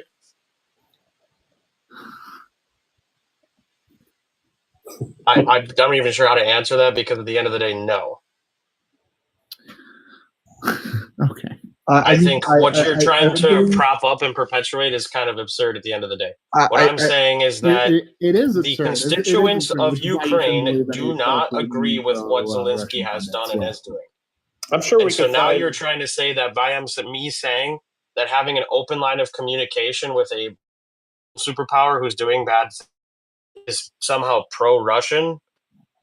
Like, it's weird. It's weird to think that like the age-old saying, keep your friends close but your enemies closer, in seeing it in realistic application is wrong, and all of a sudden we're like pro-Russia and pro-Putin and pro-dictatorship by saying that.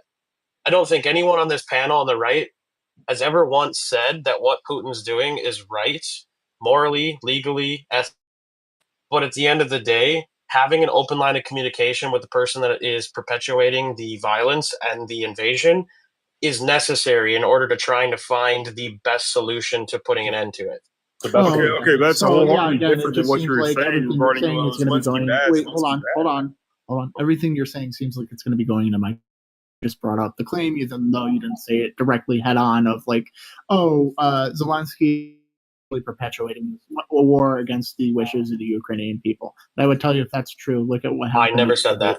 Don't put words in my mouth. That is not what I said. I said that Putin was perpetuating the violence that was going on with the invasion. Thank you. Who the fuck sent me that? You also said they're both dictatorships, and obviously. Kiyasu, thank you guys. I need 6 more people to be like Kiyasu. Thank you, buddy. Go ahead, man. What were you saying? I appreciate that. Yeah, no, Jacob, please, like, I hear what you're saying, but honestly, you were sliding it in basically Zelensky bad, dictatorship. That's what you said. But basically, yes, I think that an individual shuts down the elections when his country's calling for his removal of office. Because there is or is not a time of war is very, very much more fascist than anything I've seen Donald Trump do. But he gets the dictator card, but Zelensky doesn't. No, but you are holding Zelensky to a higher standard than what you were holding Putin himself. That is very obvious. If anyone's a fascist dictator here, no, let me finish. If anyone's a fascist dictator here, it's going to be the one that invaded the country, and thus that leader imposed a policy to where he is president for 10 plus years. I'm not totally agree, but you are holding Zelensky. I never once said anything negative about that. I agreed with you, brother. Let me finish. You are holding Zelensky to a higher standard than Putin. At the end of the day, Putin was already invading Ukraine. He annexed Crimea. Was it back when Obama was president? When Zelensky was not president? Who was it? Yukounovich during was president of Ukraine at that time. So anyone bringing up this Zelensky bad is complete. Is literally Russian propaganda. And I'm not saying Zelensky's a good guy. I'm not saying he's a great president. And I'm not saying I totally agree that he imposed that president for 10-year policy. But that bullshit that you're saying, frankly, Jacob, that Zelensky, you were holding him to a higher fucking standard. That is what you're doing. So hold on. I'd love to acknowledge the fact that Jacob is getting actions multiple times. But Wait, now I'm also, perpetuating pro-Putin. Also, Jacob is restating what he has been told by people that live in Ukraine. Yeah, but my argument to that would be that's just bias confirmation. In statistics, you can't take a sample size of 8 people and make a statement of fact, right? When you look at the way surveys are done, for example, in Gallup at the end of 2024, Zelensky had a 60% rating. I'm trying to find another source like that, but there was another source, Reuters, that has him at 64% approval rating. So the statistic to say, oh, I have 8 people in the TikTok live reinforcing an already held worldview within the live itself is not a good way to support your argument. So again, me reiterating what different individuals who live in the country state somehow got brought into, I'm perpetuating pro-Russia propaganda, which is crazy. Well, I wouldn't go that far. All I wanted to highlight was that's kind of like bias confirmation, right? I would definitely go that far because it seems like it's all right. That People of having a genuine yeah. So the people you are quote unquote talking to are getting a point that was brought up in regards to 14 Ukrainian civil war and the dignity in which like a minority of Russian people who weren't Russian people living in Ukraine, the Donbass and Crimea, said, "Hey, we want Ukraine to become part of Russia." Okay, so again, how does me reiterating what there was 5, 8, 12, 15 different people said, how does that reflect on me somehow proprieting and pushing out Russian Yeah, you also said too, again, you didn't directly say it.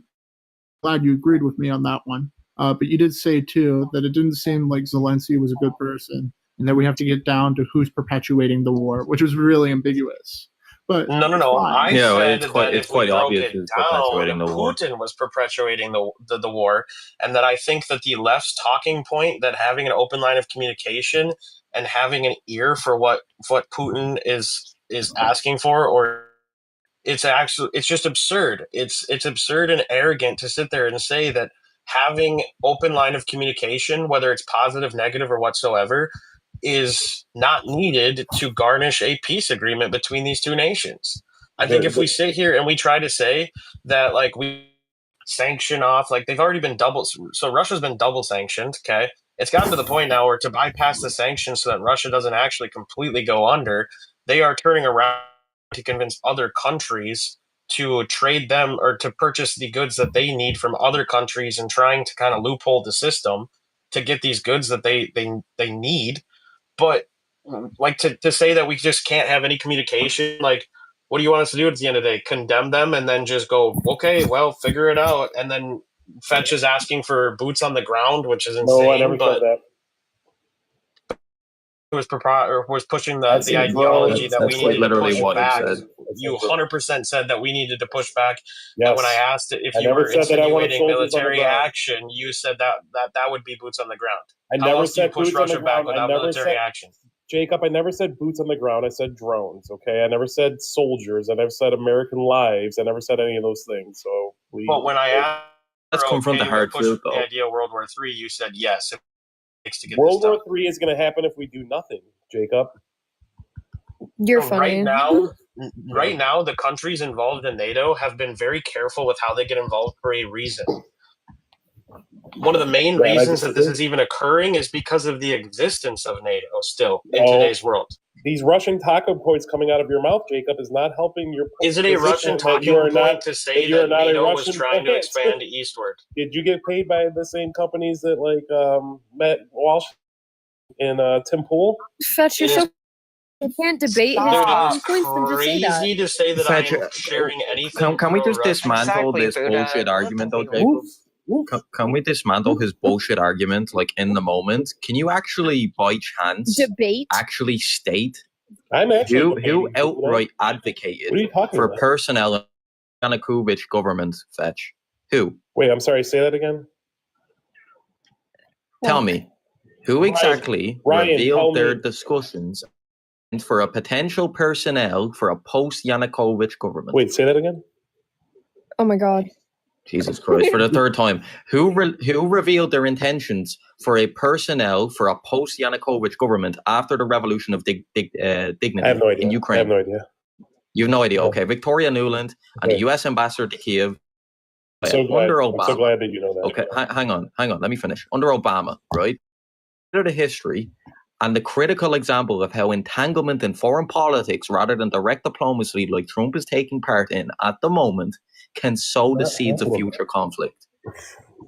And the events in Ukraine in 2014 with the revolution of dignity, which happened prior to the annexation of Crimea, regardless of the intentions, such actions fueled the perception of foreign interference and it destabilized the region, and I would contribute to the very conditions that escalated those tensions and ultimately led to the current conflict at the moment. So to argue for the standing point that NATO needs to get involved, countries and the US in a direct military conflict between NATO, the US and Russia, it's not just going to be an unconventional war, it's going to be a catastrophic, risking a full-scale global war with the terrifying prospect of nuclear exchange. And to advocate for such a scenario shows a profound lack of understanding. You need to actually go and have a look at the events that took place prior to the war and stop believing that it's just Russia propaganda. Do you remember? Because realistically, what's ironic is you're the one that's taking propaganda. Your history lesson. Yeah, let's talk about history and how these arguments have been had before, and your positions that you're taking right now have out, and they were talked about in the 1930s, where people were saying the same thing. Because this is Buddha, I am talking. I'm sorry.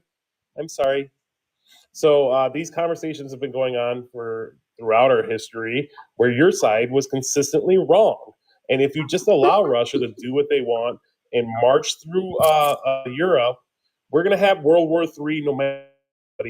So we need to nip it in the bud right now and push Russia back into Russia. And you guys keep acting like Russia didn't invade Ukraine. And it's not a conflict that's going on in Ukraine right now.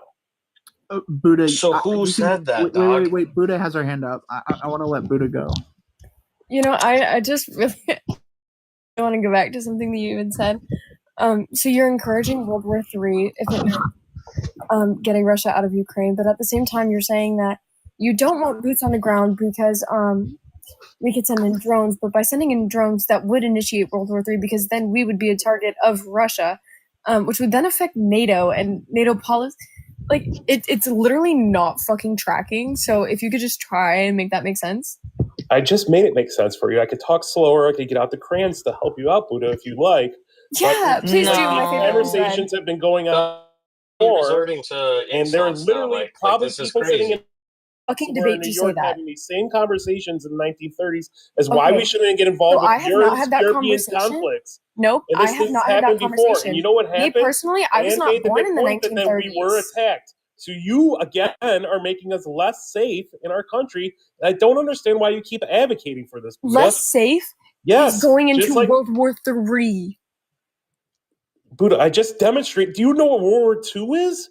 Do you understand how that happened and how America out of it for America so was long? directly and attacked. That's how they got involved into What World the War II. hell? I don't think we can What draw the lines. You're fuck? Do you talking want about Russia launching and a China to direct keep attack gaining onto power Russia. in the What world? the fuck are you talking about? America tried to stay out of Bitch, it. I don't What are know you if you have a talking Do you fundamental about, realize? dude? understanding of how World War II did. works. Hold on, We Seth, were you we were realize called that NATO playboys was that didn't want to get created involved with the against European Russia, conflict. I right? could bring up all kinds of Fetch, politicians back in the fetch, day said that this fetch. was Europe's You problem. realize? We had an isolation foreign policy back then. Our We're individualist abiding by our foreign policy. You want us to happened go against after our World foreign War II policy. because we knew it was a mistake. You're literally telling us that we should be going against our foreign policy. Also, Our foreign I was policy is personally, I interventionist. wasn't born in the What are you talking about? 1930s. We're not I have not had isolationists these anymore. conversations. So if you want to have this conversation, then let's fucking debate and stop going after my team's intellectual ability. Yeah, sure. I Okay? could probably. So we're debate gonna start this. there. Yeah, I could probably debate this. All right, All right, so let's let's go, talk JD. about Thank yeah, God. let's talk about World War Dude, II I am real quick. debating it. So So I think we can all bug out. agree You're not that debating during shit. Tell me to shut the fuck up again. I dare you. I didn't tell you to shut the fuck up, but I will right now. Shut the fuck up. That's so funny. You're so You told cute. our side. Oh, You're so cute. You told Fetch. us to shut the fuck up like 3 times, and we didn't say shit or cry about it. During interrupting. JD, please go ahead. Okay, so we can get all back to probably substance. agree Go that ahead, during World War JD. II we held a very isolationist position, correct? Yes. Okay. And we also, on top of that, mostly kept out of European affairs, only providing weapons and munitions to the Europeans who were fighting against the Schmazis, correct? Yes. And because of that, we saw a huge, rapid expansion of the Schmazi Empire, as well as because of our isolationist demeanor, I'll say. We also saw an expansion on the Pacific front. Sorry, I wasn't in laughing at regards you. I promise. No, it's fine. In regards to the Japanese Empire, correct? No, I didn't hear what you said. What? Okay, I'll just repeat the last part. It's also because of our isolationist position / demeanor that we saw an expansion on the Pacific front with Japan, correct? Yeah. Okay. So I would probably ask you then, do you think that maybe because they were expanding, they got a little bit more cocky and decided, well, maybe we can take on the U.S.? Oh, that's speculation from almost 100 years ago. I don't know if we can Hold really have on. a Wait, is it agreement on that. speculation or is it I would truth? agree Wait, with hold you on that on. one. Actually, yes. No, I'd agree with you on that one, JD. But again, you're looking at a time when the atomic bomb was only being invented. We're now living in the day and age, the modern era, where nuclear exchange is possible. And to dumb down this conflict, whether it be Ukraine or Russia, Israel, Palestine, and what's going on in the Middle East, and the lack of regional stability, into we need to push Russia back so that we can negotiate on Ukraine's terms, and that has not, as of yet, yielded peace, is just, it's illogical. And to advocate for direct military involvement is to disregard the lessons of history that we should have embraced from World War II, and the future fraught with unimaginable peril. So I think it's funny. Hold on. Israel versus Palestine, but I'll get to that in a minute. When it comes to Ukraine, Would you agree Russia- with that, though, that we need to be hold on. Give me a extremely second. careful? No, I can address that right now. Let me You're wrong. land the plane, and then you can respond. In regards to Ukraine versus Russia, it's probably going to be inevitable, as we might agree on, that war is going to happen, regardless of whether or not we are involved or not. And at some point, it's going to either end in A, if we get involved, full scale WWE style fucking people body diving onto one another with knives in their hands, war, right? And fucking nukes everywhere. Or B, if we don't get involved, it's going to inevitably catch up to us as Russia takes Ukraine, they take Belarus, they take Poland, they take Latvia, all of which they've had plans for set in motion since the annexing of Crimea. So I think again, the though, to go biggest thing back I'd to like Crimea, to I would hold on, have to Rian, hold on. reiterate that sorry, go ahead, Jacob. The biggest thing I'd like to point out is you guys keep using this World War II analogy, and I understand why you're trying to draw lines between it, but the biggest key difference that you keep seeming to forget about is that World War II, we got involved because there was a direct attack on U.S. soil. You are advocating for a American direct attack. Like you're flip-flopping it, right? I understand the lines you're trying to draw, but you're advocating for the America to do what Japan did and just make this like unprovoked move for no reason. You just So demonstrated that you don't want to particularly learn telling from history. you Hold when on, it JD. comes to the JD, comparison that's being drawn between World War II and this modern conflict is that in World War II, because of the fact that we had the same position we do now, the people who were primarily our adversaries at the time got really fucking cocky, and they decided to expand beyond Europe, and they decided, hey, let's go over to America, particularly when they tried to get Mexico to play double agent with us. So can we or can we Jacob, not make the agreement that 100 Are years you, ago? Jacob, can I ask him just one important question? go for Are it, you yeah. saying that currently the United States is acting in isolationism with regard to Is this that conflict, wait? Hold JD? on. What's the motto for your guys's whole like ideology? Was it like America first or something? I can't remember what it was. Well, it's not. Well, it's Dude, not. It's like, not. why Hold on, does hold it on. take It's not America only. Every time I ask you a question, you deflect and you can't just give a straight answer. Do you think America is acting in isolationism or has at any point during this conflict? Wait, let me see if I can put it another way, since you didn't get like the America first answer. You could just give a straight answer. You could just give a fucking straight answer, Do man. you think that we don't have an isolationist position when we pull out of the Israel versus Palestine conflict completely? I'm not talking about Israel and Palestine, JD. I'm talking about Russia, Ukraine. I'll give a straight answer on that. Pretty much, we are fighting a proxy war using Ukraine. And yes, at the end of the day, if that benefits America, I'm cool with it. That's what I want. Okay, thank you. A direct answer. I actually appreciate that. Unless it's the fucking pivoting from JD. Isolationism is remaining a part of affairs. So staying away from the affairs. The US has been directly involved in the affairs in Ukraine prior to the annexation of Crimea. It was responsible for funding in part the revolution of dignity. And it's not a Russian propaganda fucking talking point. If you actually educated yourselves and you looked at the phone call and listened to it that was leaked between Victoria Nuland and the US ambassador to Kiev, you had a look at the history of the relations between the United States and Russia. And even though it wasn't an outright guarantee given to Russia, there were concessions made that NATO would not expand to the east and continue to do so. And therefore, Russia has logic in its standing where it is currently right now with the conflict. They have been ignored time and time and time again. And now there is not isolationism. There is direct involvement being a diplomatic stance to try and end the war. There was no engagement from the Biden administration whatsoever, except constant funding of arms and equipment to Ukraine. That is not a benefit to anybody in the world, whether it be in the United States or in Europe or Asia, anywhere. It's only going to perpetuate conflict. Okay, and Rian, if we're talking, no, JD, 1 second. JD, if we're talking about, Rian, if we're talking about like agreements that were not held, yeah, Russia didn't hold theirs when Ukraine sacrificed, gave up all of their nuclear arms. They gave them up to the promise that Russia would never invade them. But here we are, and I hear what you're saying, that, there's talks of Ukraine joining NATO, and then that, in your eyes, is the justification for Russia's invasion. But either way, at the end of the day, I am pro-America. Okay, and to be fair, I never said I justified it. Okay. So I appreciate it. So I'll never justify it.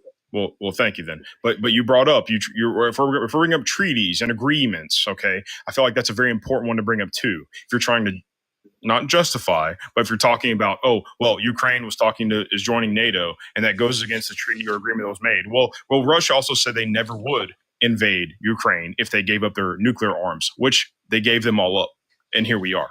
So, it goes both ways, right? So at the end of the day, myself, as an American, I realize I prefer my country winning over their country. Yes, and to the point that Jacob... I understand that, but there's a level of ignorance that comes from this rhetoric that is constantly spewed by the left, right? It's not just America you need to take into perspective. I'm a foreigner to you guys. I'm in a different country. I'll give you a brilliant example. Russian Kilo Class 1 submarines have been off the coast of Ireland, mapping the sea cables from America to the European continent. And they are all based around Ireland. We're the only country outside of NATO, and we are therefore the key strategic of land to a full-scale invasion of Britain, but European continent, if Russia chose.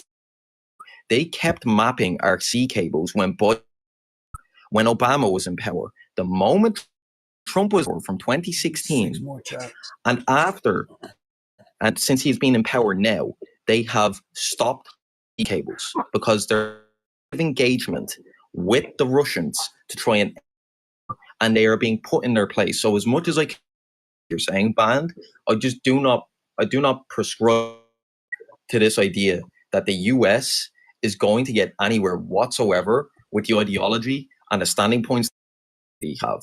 It's just ridiculous. Again, Well, I you think, brought up no, the I think it's kilos ridiculous. that were off of the Jake- coast. And I think that's Love you great guys. that you Love talked you about guys. that, because that actually just goes to the point that we're trying to make.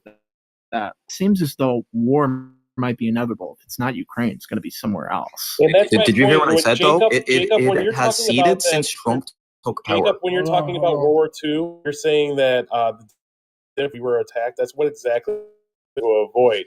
So it sounds like when you're saying that you're advocating that we should wait until we're attacked and then You're respond. insinuating that we're going to be attacked somehow in this situation, which is absurd given the advancement in technologies that would make that damn near impossible.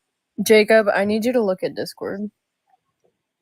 Am I not just giving you evidence of how they will not attack? They were mapping Irish sea cables coming from America, and not just to Ireland, to the overall European continent, which connects America to Ireland and the rest of Europe.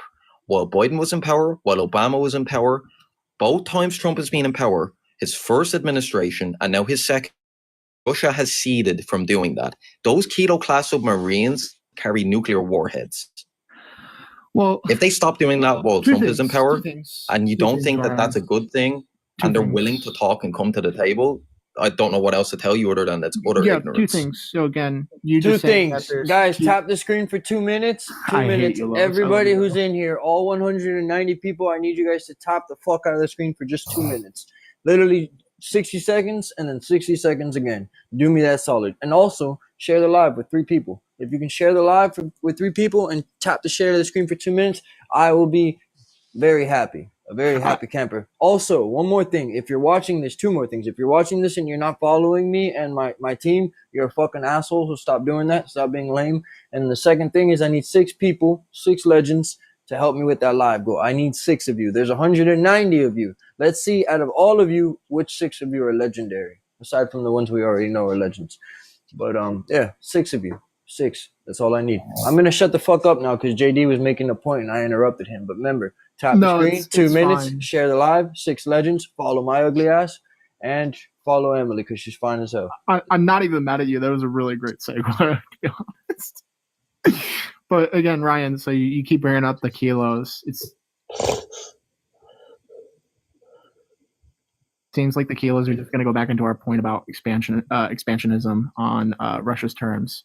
And then the other thing I wanted to talk about is you keep doing these weird critiques where like you criticize the Biden administration and previous Democratic administrations for instigating the conflict between Ukraine and Russia. But then it seems as though you look the other way when it comes to Trump's actions that led into October 7th. But that's a presumption? You never asked me a question about October 7th. I'm sorry, wait, where did Trump move the embassy to? JD, this is the entire problem I have with the left. Make a statement about October 7th, Israel or Palestine, about Russia, Ukraine. You're fucking presuming. Yeah, your points on Russia is that you're essentially criticizing the are based on objective truth, and then you give credit. And I'm telling you, Trump probably shouldn't all the fucking credit. Should he not be given the credit when I've done nothing? Objective truth, and then I've given my opinion. I conceded to you to be given the credit of like trying to bring two countries, not come to the table, to come to the right, and that's mostly because of the fact that Putin just. But I'm telling you, other than that, there's practically nothing you should give him credit. And we'll just go back to it, see if you actually engage with this or criticize Democrats instigating the war with the funding in regards to the uprising during the Civil War, as well as the Rebellion of Dignity, whilst looking just daintily and quaintly the other way when it comes to your administration's instigation of certain conflicts. It's kind of interesting to me. Ask me directly what conflict you're speaking about. Yeah, I think I said it the first time. The is conflict, when he decided to move the embassy. I'm pretty sure I've spoken with you about my stance on Palestine. We had, which were probably instigators. Both administrations, on a bipartisan front, have engaged in fueling the war that is currently ongoing in Gaza. They have done so the entire time that they've been in power. Both sides. Whoever gave me that money, and you're well aware of my stance on Gaza. On the timeline, Thank you, 2022, right before that would have been the Trump administration. So you're saying the Obama administration somehow 8 years before that instigated October 7th?